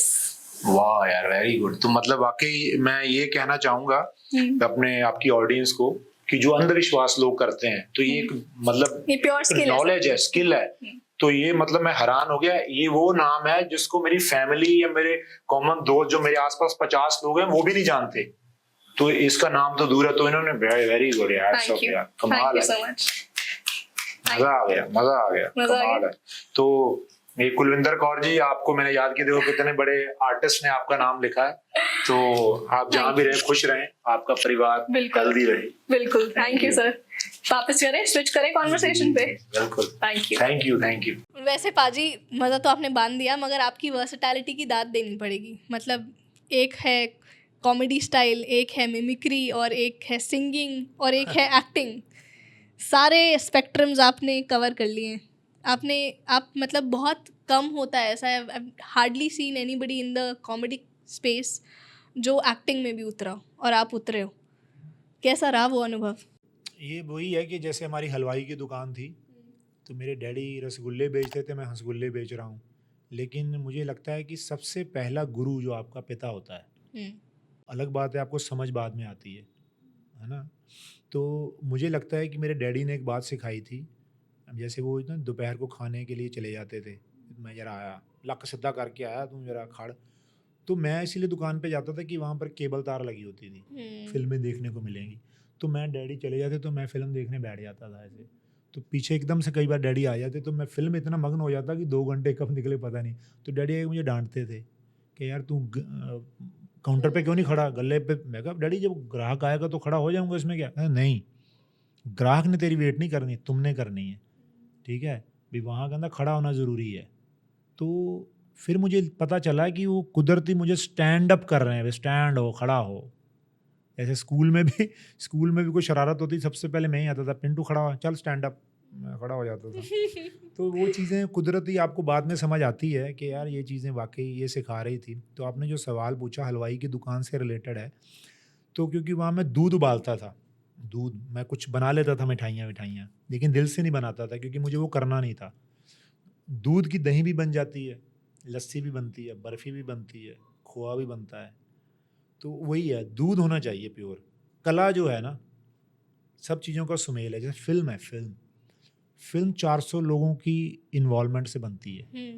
Pre production, post production, editing, graphic, संगीत, म्यूज़िक डायरेक्शन, एक्टिंग, कितना कुछ लगा होता है। तो मेरे जो गुरु हैं मेरी फिल्में हैं। मैं फ़िल्मों को देख के, डायलॉग सुन के, संगीत सुन के, वो नंबरी पढ़ के, पहली लाइन मैंने ये पढ़ी थी, रुकावट के लिए खेद है, यहाँ से मैंने हिंदी सीखी थी। फीचर फिल्म का बाकी हिस्सा खबरों के बाद। तो वो फ़िल्में मेरी उस्ताद हैं, जो मैंने सीखा फ़िल्मों से सीखा।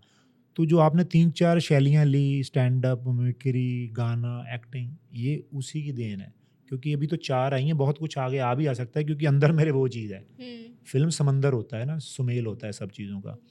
और बाकी टेक्निकली बात ये है कि आप तर्क-वितर्क करके नहीं कुछ कर सकते। फ़्लो में होते हो, सब कुछ हो जाता है। आप कभी भी देखना, जितने भी दुनिया में स्टैंड अप कॉमेडियन हैं, वो स्टैंड अप अगर हैं तो फ़िल्मों में नहीं है अच्छे एक्टर। जो फ़िल्मों में अच्छे एक्टर हैं वो स्टैंड अप नहीं कर पाते। ये अलग-अलग विधा है, दुनिया ही अलग है। स्टैंड अप स्टेज पे आप खुद ही डायरेक्टर हो, खुद ही राइटर हो, खुद ही ऑडियंस हो, खुद ही एडिटर हो। लेकिन वहाँ आपको सरेंडर करना पड़ेगा, जो बड़ा मुश्किल है। वहाँ राइटर ने लिखा है, एग्ज़ैक्ट आपको बोलना पड़ेगा। इधर-उधर नहीं कर सकते।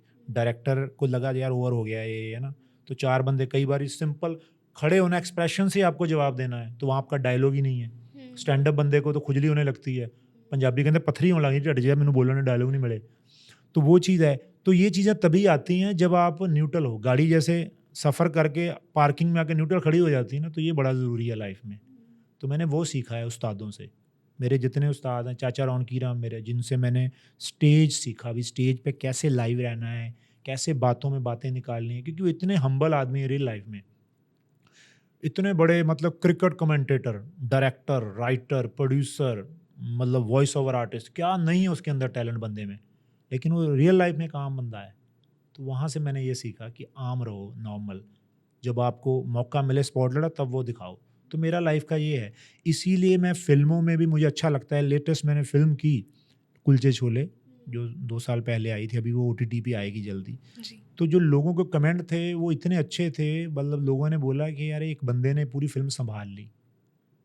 मैंने जानबूझ के नहीं सँभाली, मैं तो अपना बेस्ट दिया मैंने अपना। लेकिन वो तज़र्बा मेरा इतना हो गया था करते-करते, सरेंडर करके, कि वो काम निकल के आया। आपकी ईमानदारी दिखती है। ये जो कैमरा है ना, ये शिव जी का त्रिनेत्र है, इससे कोई बच नहीं सकता। यहाँ पे झूठ नहीं चलेगा, पकड़ने वाला पकड़ लेगा। तो वैसे ही वो चीज़ इतनी ईमानदारी वाली है कि बी ऑनेस्ट। तो मैं इसीलिए वहाँ पर मैं जब सेट पे जाता हूँ तो ये समझ के जाता हूँ मुझे कुछ नहीं आता। तो जो मुझे स्क्रिप्ट मिलेगी, मुझे एक रूम दो अलग से, जहाँ पे मंथन करूँगा, मुझे करवाओ जो करवाना है। स्टेज पे वही बातें कि जो अब तक की सीखी हुई है आपकी लाइफ, जो कॉन्फिडेंस आपको लाइफ में मिला है, आपने वो करना है। ठीक है? तो गाना जो है, गाना मुझे लगता है गाना सुनाना नहीं होता, खुद के लिए गाना होता है। सिंगर वो होता है जो खुद के लिए गाता है। वो मतलब जैसे ओशो बोलते हैं कि गुरु नानक साहब ने गाकर उसको पाया। तो मैं गायकी को वो चीज़ समझता हूँ, गायकी मेडिटेशन है। तो मेरी मेडिटेशन है सिंगिंग। तो इसीलिए मैं शायद कुछ लोग बोलते हैं बड़ी अच्छी आवाज़ है, मैं प्रोफेशनली क्यों नहीं कर पाया, मुझे पता ही नहीं सिंगिंग का, ये भी नहीं पता, लेकिन गाना आता है। इतना पता है कि गाना है बस, तो इसीलिए हो जाता है। तो ये सब चीज़ों का सुमेल जो है ना स्टैंड अप में है। यस। स्टैंड अप में एक विधा ऐसी स्टैंड अप है कि आपको सब चीज़ों की नॉलेज होनी चाहिए, इसीलिए आप टिक सकते हो स्टेज पे। मात्र हर्ट करने के लिए 4 चुटकुले सुनाकर आप स्टेज पे तैयारी करके नहीं चढ़ सकते। स्टैंड अप है ज़िंदगी में स्टैंड लेना कि मैं एक बंदा हूँ जिसने अपने तरीके से लाइफ देखी है। अब मैं आ गया हूँ तो मेरे तरीके से लाइफ देखो। मैं बताता हूँ आपको, आप गलत भी हो सकते हो कई बातों पे। मैं उसमें ह्यूमर निकाल के दिखाता हूँ। वो तभी होगा जब आपकी स्टडी होगी लाइफ की, ज़िंदगी की। तो मुझे लगता है कि जितने मेरे साल स्ट्रगल के लोग बोलते हैं, कुछ बोलते हैं, वो लगने ही थे। और स्वामी विवेकानंद का पोस्टर लगा होता है ना दीवारों पे, भी जितना बड़ा परिश्रम उतनी बड़ी सफलता।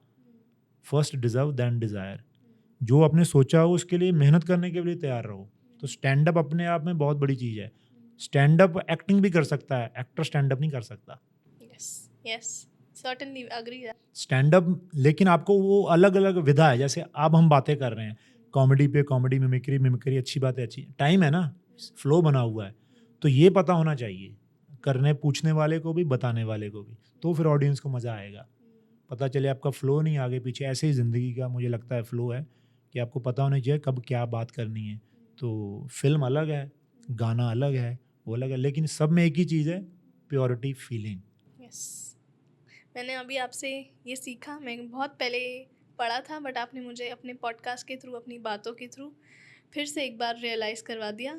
ये हम अपने मैजिक में बोलते थे कि practice like you have never won and perform like you have never lost. Yes. तो एक टाइम वैसा आता है कि वो मायने समझ में आते हैं आपको कि आपसे पहले आपने कुछ क्रिएट किया ही नहीं, कुछ भी असली नहीं है दुनिया में। जो जितना अच्छा उतनी अच्छी नकल है। बेसिकली हम वैसे भी बंदर से इंसान बने हैं, नकल हमारे अंदर है। तो जो मैंने तो मान लिया कि मैं नकलची हूँ, मैंने सीखना है, मैं जब तक हूँ मेरी सांसें हैं मैं सीखूंगा जो मुझसे जो अच्छा मिल जाए। तो जो अच्छा हो रहा है वो उसी का फ्लो है। जिस दिन मैं ये सोचने लग गया कि मैं क्रिएट कर रहा हूँ, मैं कुछ, वो दिन खत्म हो गया। आप कुछ भी नहीं हो, आप जो भी जिस फील्ड पे आप सीख रहे हो, जितना अच्छा आपने कर रहे हो वो समझो आपने उतनी शिद्दत से सीख लिया है, बस सिखाने वाले ने आशीर्वाद दे दिया। और जिससे सीखा ऑलवेज उसका थैंक्स रखो, किसी को बोल के या किसी को मेडिटेशन में भी थैंक्स बोलो उन लोगों का, उनको पहुंचता है, उन तक पहुंचता है, उनको थैंक्सफुल रहना चाहिए बंदे को, तो वही काम करती है एनर्जी। बिल्कुल। मूवीज पे बात करते हैं। जी। मूवीज जैसे कि वेलकम, गोलमाल, डबल धमाल, अब आपको ऐसा नहीं लगता कि अब ऐसी मूवीज नहीं बन रही हैं और हम उस मूवीज को मिस करते हैं? क्यों नहीं बन रही हैं? क्या मिसिंग है? अब की कॉमेडी में क्या चेंज आ गया है? जिनकी फिल्मों का आपने नाम लिया, इससे भी पीछे चले जाओ आप, अगर देखो कभी टाइम लगे, चुपके चुपके, अंदाज अपना अपना, या शोले ही देख लो। शोले एक मतलब कमर्शियल फिल्म है, उसमें जितने भी कॉमेडी सीन है वो नेचुरल हैं। उसका कारण ये है कि जिन्होंने भी वो लिखे या करने वाले, एक तो उनकी बॉन्डिंग एक दूसरे से वो बड़ी प्योर थी, पीछे रिश्ते थे उनके। ये नहीं है कि सेट पे फिल्म ख़त्म हुई तू कौन मैं कौन, है ना? तब जब अब हम काम कर रहे हैं उस टाइमिंग के दौरान तो एक दूसरे को फॉलो कर लिया, जैसे भूल गए तो अनफॉलो कर दिया, ये लाइक तो नहीं करा छोड़ो, ये वाले रिश्ते नहीं थे तब। बड़ी बारीकी की बात बोली आपने। हाँ। तो आजकल कॉन्टैक्ट बनते हैं, रिश्ते नहीं बनते, इसीलिए वो काम में भी नज़र आती है चीज़। एक इसमें वडाली ब्रदर है ना, पूरन चंद जी, उनके एक इंटरव्यू में मैंने बात सुनी थी बड़ी अच्छी, कहते भी कलाकार दो तरह के होते हैं, एक होते हैं फुलझड़ी, एक होते हैं अगरबत्ती। फुलझड़ी जो होती है ना अट्रैक्ट करती है, सब बच्चे तालियां बजाते हैं, वो 2-3 सेकंड बाद ही बुझ जाती है, फिर उसको ना ओ हटो हटो हटो इधर फेंकते हैं कि किसी के पैर ना लग जाए गर्म है। तो एक होती है अगरबत्ती, उसको जलाते हैं, प्रणाम करते हैं, वो महकती रहती है पूरे कमरे को। उसकी राख भी जब बन जाती है ना तो हम फेंकते नहीं, उसको हम पॉलीथीन में डाल के प्रवाह करनी है। तो आपको डिसाइड करना है आपने क्या बनना है, अगरबत्ती की फुलझड़ी। जैसे मैंने एक अभी शो किया लुधियाना में, तो उसके बाद मेरे और चक्षु खुले। पता चलता है ना, वो बचपन में शक्तिमान देखते थे, उसमें गाना आता था, होता है जब आदमी को अपना ज्ञान, कहलाए वो शक्तिमान। तो लाइन बड़ी अच्छी है। तो इसमें एक सूफी है लाइन जो मैं गाता था अकेले, हाँ मैं सुना देता हूँ आपको, सिंगिंग वाला भी टैलेंट पता चल जाएगा। बिल्कुल जी। हो जिन्ना अपने आप नू जान लिया, ਉਹ ਜਗ ਤੋਂ ਜੁਦਾ ਹੋ ਜਾਂਦੇ ਨੇ, ਜਿਨ੍ਹਾਂ ਮੁਰਸ਼ਦ ਨੂੰ ਪਹਿਚਾਨ ਲਿਆ,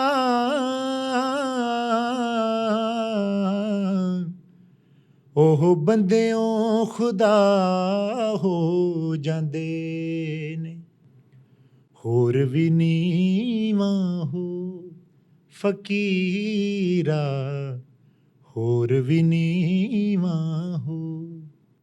ये लाइन है कि जिसने अपने आप को जान लिया वो जग से जुदा हो जाता है, जिसने मुर्शद को पहचान लिया वो आदमी से खुदा हो जाता है।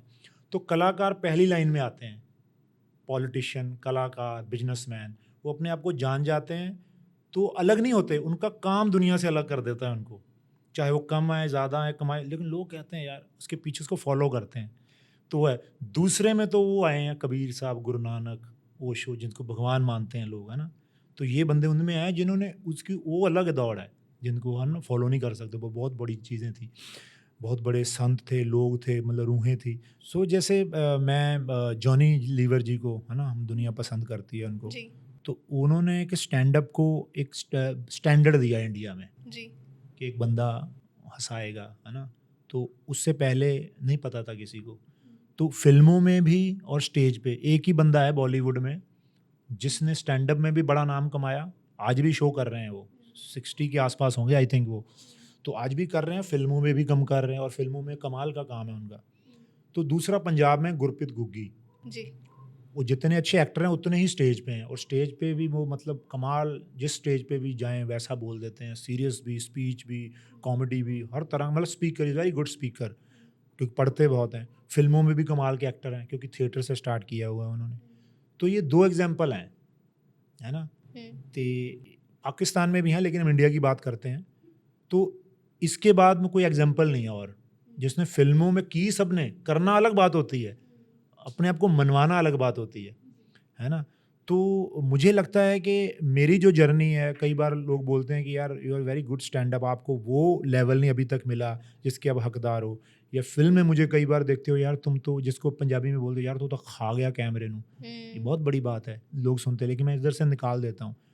तो मैं ये मानता हूँ कि इसके पीछे मेरी वही ईमानदारी है कि मैं हर चीज़ को इस ढंग से करता हूँ कि ये मेरी पहली है और आखिरी भी हो सकती है। मुझे लगता है कि स्टेज से ही सब चीज़ें निकलती हैं, स्टेज आपको बहुत कुछ सिखाता है, एक चैलेंजिंग काम होता है।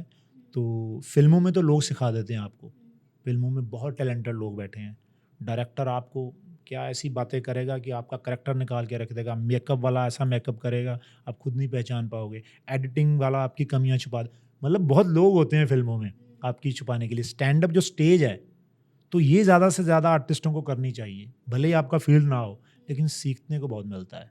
थिएटर करो, स्टैंड अप करो, लेकिन अच्छा वाला, ये वाला नहीं कि मुझे बनना है अपने व्यू लेने के लिए भी मैं कुछ ले हूँ। अच्छा काम करो, उसकी उम्र बहुत बड़ी है। बहुत सारी बातें करनी है, मन नहीं कर रहा मेरा कॉन्वर्सेशन को एंड करने का। अभी प्रेजेंट कॉमेडी स्पेस में आपका फेवरेट कौन है? या मैंने शो देखा था अमित टंडन जी का। अच्छा। चंदन प्रभाकर मेरे दोस्त हैं, है ना, जो चंदू चाय वाला, तो वो मुझे ले गए मुंबई में। तो इससे पहले भी मैं देखना चाह रहा था, कई बार होता भी था, मैं कहा यार क्या होता है 10 साल बाद ना चेंज हो जाती है जनरेशन जी। आदमी, हम जो एक तरह के ना जो कलाकार नशेड़ी लोग होते हैं, अपने ही नशे में रहते हैं, धुन में, तो इनको पता नहीं चलता कब टाइम चेंज हो गया। जैसे आजकल सोशल मीडिया है, तो जिन्होंने तो ये सीख लिया थोड़ा बहुत तो वो कर रहे हैं, जो अपडेट ही नहीं है वो पीछे रह गए, वो घर पे बैठे हैं, वो पता ही नहीं लग रहा उनको क्या करना है जी। तो ये अपने आप में एक बड़ा बिजनेस बन गया। तो मैं इसीलिए नहीं जाता था देखने, मैं देखता था यार नए स्टैंड अप के 15-15 यार वर्ल्ड टूर कर रहे हैं, इंडिया टूर कर रहे हैं, यार मैं क्या ऐसा क्या करें, मेरा बड़ा मन करता था कि क्या कर रहे हैं ऐसा देखने। जब मैं रील देखता था वो कुछ ऐसी बातें कर रहे हैं, मैंने कहा यार मैं तो ये नहीं कर सकता यार, तो गाली वाली निकाल रहे हैं ऐसा ना। तो थोड़ा मन दुखता था कि यार चलो क्या पता यार ये चीज़ चलती है आजकल, चलो ठीक है। मैं कहा यार मैं फिर सोचा, मैंने यार स्टैंड अप में नहीं कर पा रहा, कोई बात नहीं, फिल्मों में फोकस करता हूँ। जब मैं बड़ा एक्टर बन गया तो लोगों को इतना तो पता ही है ये स्टैंड अप करता है, तब जॉनी लीवर की तरह मुझे बुलाने लग जाएंगे, फिर मैं दिखाऊंगा अपना। तो ये मैंने सोच लिया था। चंदन प्रभाकर का मुझे फ़ोन आया कि हमने ना यार शो देखने जाना अमित टंडन का। तो मैं भी ये मौका ढूंढ रहा था कि मुझे देखने को मिले, बहाना नहीं मिल रहा था कि कैसे जाएं, क्योंकि खुद कह लो, ईगो कह लो या सेल्फ रिस्पेक्ट कह लो कि हम टिकट लेके क्यों देखने जाएं किसी का, हम भीड़ में ना होता है ना आदमी को, या मन की अपनी ही कुंठा होती है आदमी की। तो जब उसने बोला मैं कहा हाँ चलते हैं, उसके बाद पास थे, हम गए। तो भाई 1.5 घंटे का मैंने शो देखा उनका। तो उनके शो का नाम था हमारे ज़माने में। तो बंदे ने बहुत अच्छी क्लीन कॉमेडी की उन्होंने, मतलब बिना, और सब 40+ लोग थे एज के, और इन्जॉय कर रहे हैं, हंस रहे हैं। तो उनको देख के मुझे 10 दिन नींद नहीं आई। तो मुझे लगा कि यार कमाल है, थैंक्स टू उनका, उनके शो का और चंदन प्रभाकर का। कई बार क्या होता है कि आपको ना एक पोजीशन आ जाती है वो हनुमान जी वाली हर एक लाइफ में, जब जामवंत चाहिए होता है आपको एक, जो बताए कि तुम वो हो भाई जिन्होंने सूरज निकल लिया था, उठो, किसी कारणवश तुम अपनी शक्ति भूल गए थे, नहीं तो तुम में अहंकार आ जाता। अभी वो समय आ गया है प्रभु राम के कार्य करने का, जिसके लिए तुम पैदा उठो, तुम वानर नहीं महावीर बजरंगी हो। तो एक जामवंत आता है लाइफ में, हर एक की लाइफ में। तो मेरा जामवंत चंदन प्रभाकर है इस मामले में। तो उसके बाद जो मेरा फोकस हुआ, मैंने कहा यार मुझे तो ज़रूरत ही नहीं करने की, कुछ मांगने की काम, तो ये तो मुझे आता ही है, ये चीज़ जो आपने की साफ़ सुथरी बात मैं भी कर सकता हूँ। तो मैंने फिर एक शो लिखा VCR to PVR, तो जिसका शो किया हमने लुधियाना में जी। तो जैसे ना आप जब कहते हैं ना आप अंदर जाग जाओ, अंदर से प्रेयर करो तो लोग भी मिल जाते हैं। तो कॉल भी आ गई ऑर्गेनाइजर्स की, शो भी हो गया, मेरा मैनेजर भी आ गया, सब हो गया। और लास्ट तक ये था 6:45 तक, 7 से 9 शो था, 6:45 तक ये था को आएगा देखने। जब पर्दा खुला तो पूरा खचाखच भरा हुआ था और वो हो गया। और जो लोगों को कमेंट थे, खास के मेरे उस्ताद के चाचा रौनकी राम के, तो उस दिन के बाद मुझे पता चला, और जैसे एक सीन होता है ना फिल्म में कि रस्सी में कोई उसकी प्रेमिका या उसकी बीवी या बच्चा बंधा हुआ है, वो निकल रहा है खाई में, वो भागता है, उफ ऑडियंस देख रही क्या होगा, और लास्ट छोर पकड़ता है, तालियां बजती है, पकड़ लिया। तो वो मेरे साथ हुआ, ये मेरा लास्ट वो था ये शो। क्या स्टोरी टेलिंग है पाजी। ये मतलब जब हुआ तो मुझे समझ में आ गया कि नहीं, मैं किस लिए पैदा हुआ हूँ, बैक टू बेसिक। इसी चीज़ ने तो मुझे यार बॉम्बे पूरी दुनिया घुमाई। तो मैं फ्रेश खिड़कियाँ दरवाजे बंद करके अभी सिर्फ फोकस मैं कर रहा हूँ अपने शोज़ पे। इसी से सब निकलेगा, इसी से फिल्में, इसी से मेरा एक्टर पता चल जाएगा, इसी से लोगों को पता चल जाएगा कि मैं क्या सोच रखता हूँ, क्या मेरे अंदर है। वो मेरा शो जहाँ पे मेरी अपनी दुनिया हो, 2 घंटे का मैं सम्राट हूँ और अपनी दुनिया में मैं लेके जाऊँगा उन लोगों को। तो इस पे मैंने काम किया जो बड़ा सक्सेसफुल रहा थैंक्स टू लुधियाना, और किया भी मैंने अपने शहर में कि मुझे पता चल जाए। अपनों घर में इज्जत मिलनी बड़ी मुश्किल होती है, बाहर को तो घर मिल ही जाती है। तो अपने लोग आए और वो जो उनके कमेंट्स हैं मेरे गुरुओं के, मेरे उस्तादों के, तो मुझे बड़ा अच्छा लगा। तो अभी कह सकते हैं कि कमांडो तैयार हो गया है, मतलब प्रैक्टिस से अभी काम करेगा, अभी हम रेडी हैं करने के लिए। हम जब ऑफ कैमरा बात कर रहे थे तो आप बात कर रहे थे अपनी बेटी की, हाँ, है ना सिद्दक जी। आप बात कर रहे थे कि मैं किसी के आगे खुल नहीं पाता, ना अपनी मम्मी के आगे, ना बहन के आगे, ना अपनी वाइफ के आगे नहीं, बट जितना मैं अपनी बेटी के साथ खुल पाता हूँ। ये मैंने सवाल पूछा था सबसे, और मुझे आपसे भी पूछना है कि क्यों है ऐसे कि मर्द लोग अपने इमोशन ज़्यादा क्यों नहीं एक्सप्रेस कर पाते। नहीं, ऐसा होता ही है क्योंकि मुझे लगता है कि भगवान ने सबकी नेचर अलग अलग बनाई है। जैसे आदमी को कई धक्के खाने के बाद जो चीज़ें समझ में आती हैं, औरत के अंदर जन्मजात होती हैं। एक 6-7 साल की लड़की में भी वो सेंस होती है। जैसे यार स्कूलों में बैड टच गुड टच बताया जाता है ना, बच्चों को पता होता है, छोटी बच्चियों को भी, लेकिन वो एक्सप्रेस नहीं कर पाती। लेकिन जैसे वो बड़ी होती हैं तो बोलते हैं ना, जैसे एक मैंने किताब में पढ़ा था कि बड़ी अच्छी बात है, वो बोले कि अगर आप अपनी लाइफ में वो चीज़ नहीं कर पा रहे जो आप सोच रहे हो, तो इसका मतलब ये है कि आप अपनी पत्नी को ध्यान से नहीं सुनते, क्योंकि आपकी इसमें हंसी भी है, इसमें फ़लसफ़ा भी है। क्योंकि आपकी क्रिटिक्स जो आपके साथ रह रही है, उसकी किस्मत जुड़ी हुई है आपके साथ, तो वो आपको कभी गलत गाइड नहीं करेगी। तो पंगा ये है कि आदमी सुनता नहीं है, इसको क्या पता फलाना ये वो ना, तो वो ईगो हो जाती है ना, उसको तरीका नहीं आता बोलने का या इसको समझने का, तो इस चक्कर में वो जोक बने हैं पति पत्नी के। तो मैंने सुना अपनी वाइफ को। तो ऐसे ही मैंने ये भी पढ़ा था बेटी वाली बात कि लड़कियां बाप के करीब होती हैं और लड़के माँ के, और शक्ल भी उनकी होती है। जैसे आपकी शक्ल आपके फादर से मिलती है।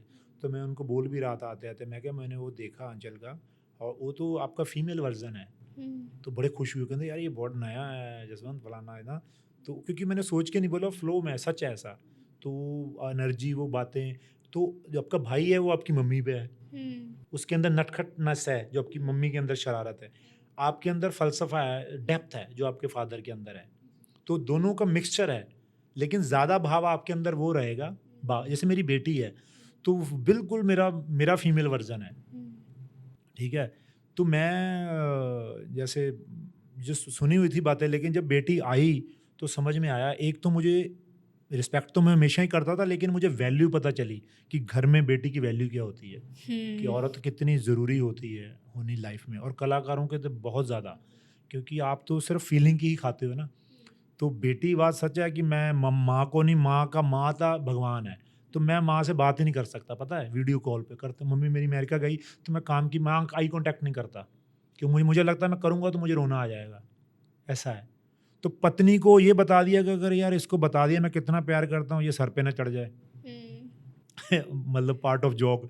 तो बहन है, बहन तो पता होता है, बहन तो एक घर में चली जाती है जब, लेकिन आपकी वेल विशर होती है बहन। कभी ना कहते बेटे तब तक जब तक आपकी ज़मीन नहीं बंटी, बेटियां तब तक जब तक शमशान नहीं गए, उसके बाद भी होती हैं बेटियां। चलो ये तो बात बड़ी छोटी है। सो मैंने वो चीज़ें फील की मैंने अपनी बेटी में, मतलब वो इतनी कनेक्शन है मेरे अंदर, मतलब तो मुझे मारती भी है ये वो मेरी बातें समझती है, मुझे समझती है वो, मुझे ऐसा लगता है मुझे समझती है वो, ठीक है।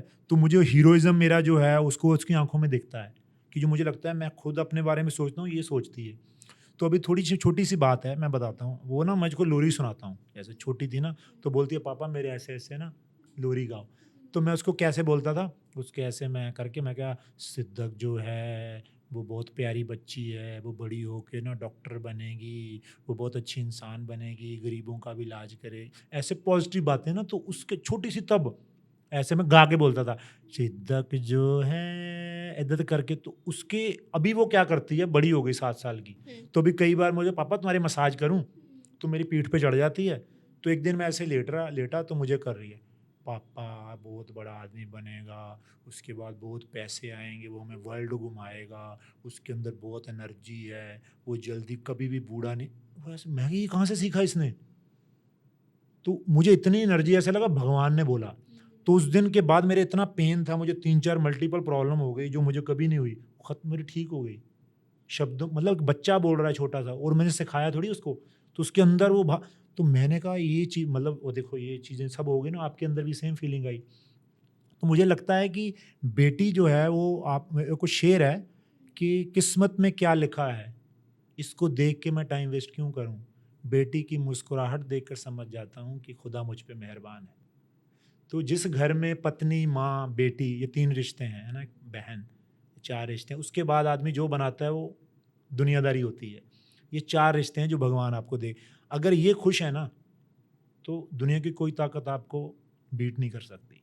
सर आपको दिल से, हृदय से दुआएं, thank you, best thank you. Wishes कैसे कैसे बयां करूं? आपके बस आपके सामने ना मेरे पास शब्द कम पड़ रहे मैं हैं। समझ गया, आप मतलब आपसे मिल के, क्योंकि जो बातें हुई दिल से हुई, क्योंकि आपने दिल से पूछी, जी। और आपके लिए भी मैं बड़ी कामना करता हूँ, और आपका जो फ्यूचर है इसमें बहुत है, क्योंकि कि आपने पॉडकास्ट नहीं बनना, ये जगह आपके लिए थी। जैसे एक स्ट्रगल होता है ना, स्ट्रगल, एक्टर बोलता है मुझे फिल्म नहीं मिल रही, उसको ये नहीं पता भाई तू काम कर, अपने को बना, डायरेक्टर उसी शिद्दत से तेरा इंतजार कर रहा है, प्रोड्यूसर भी तेरा उसी शिद्दत से इंतजार कर रहा है जिससे तू काम ढूंढ रहा है।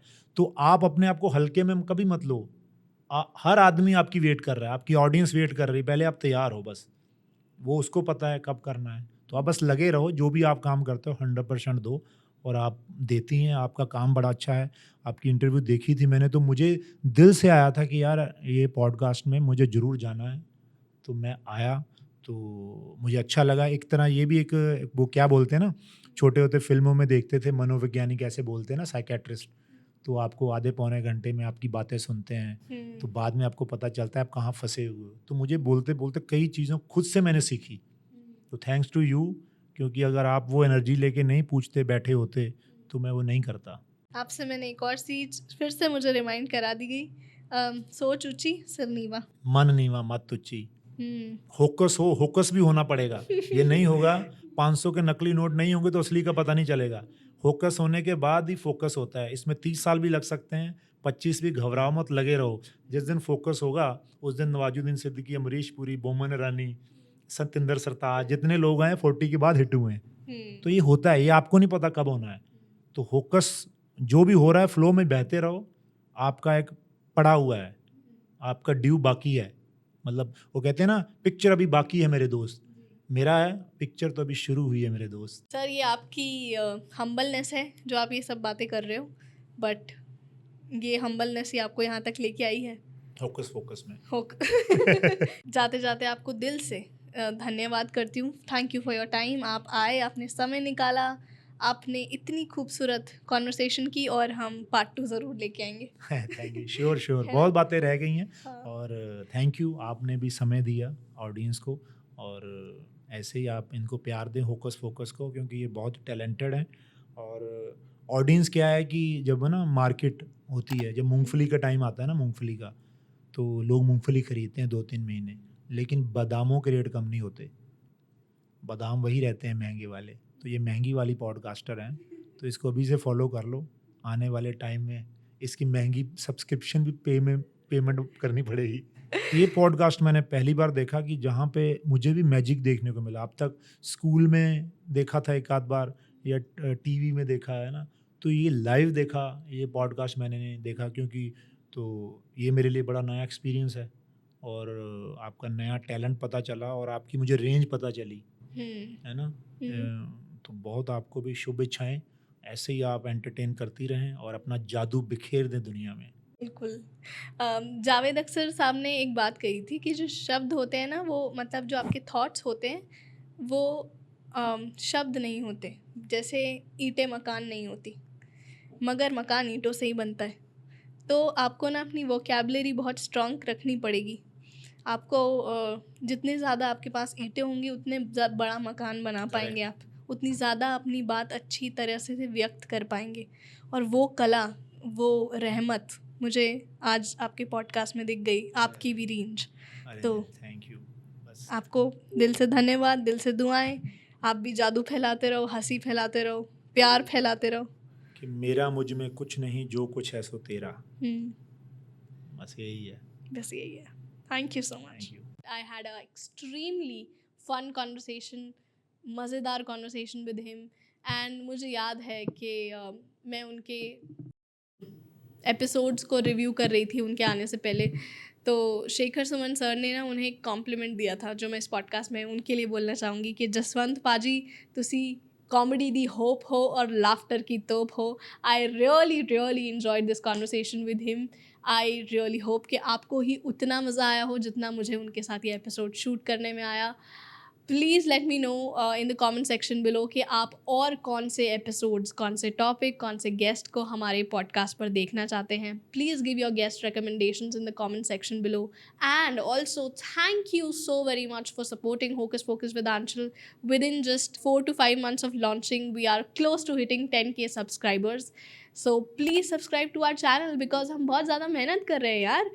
And I really hope you enjoyed the magic segment too. है ना, किया ना enjoy? So do let me know your feedback in the comment section below. I really want कि आप, मेरी ऑडियंसेस, मेरी यूट्यूब फैमिली मेरे साथ दिल से कम्युनिकेट करें under the comment section below. क्या अच्छा लगा, क्या मैं चीज़ें सुधार सकती हूँ, इस पे आप मुझे बताएं, अपना फीडबैक दें। I really appreciate your time कि आप अपना टाइम और फोकस मेरे चैनल को, मेरे कंटेंट को देखने में लगाते हैं। So thank you for that, and I will see you again on every Thursday and Saturday 7 p.m.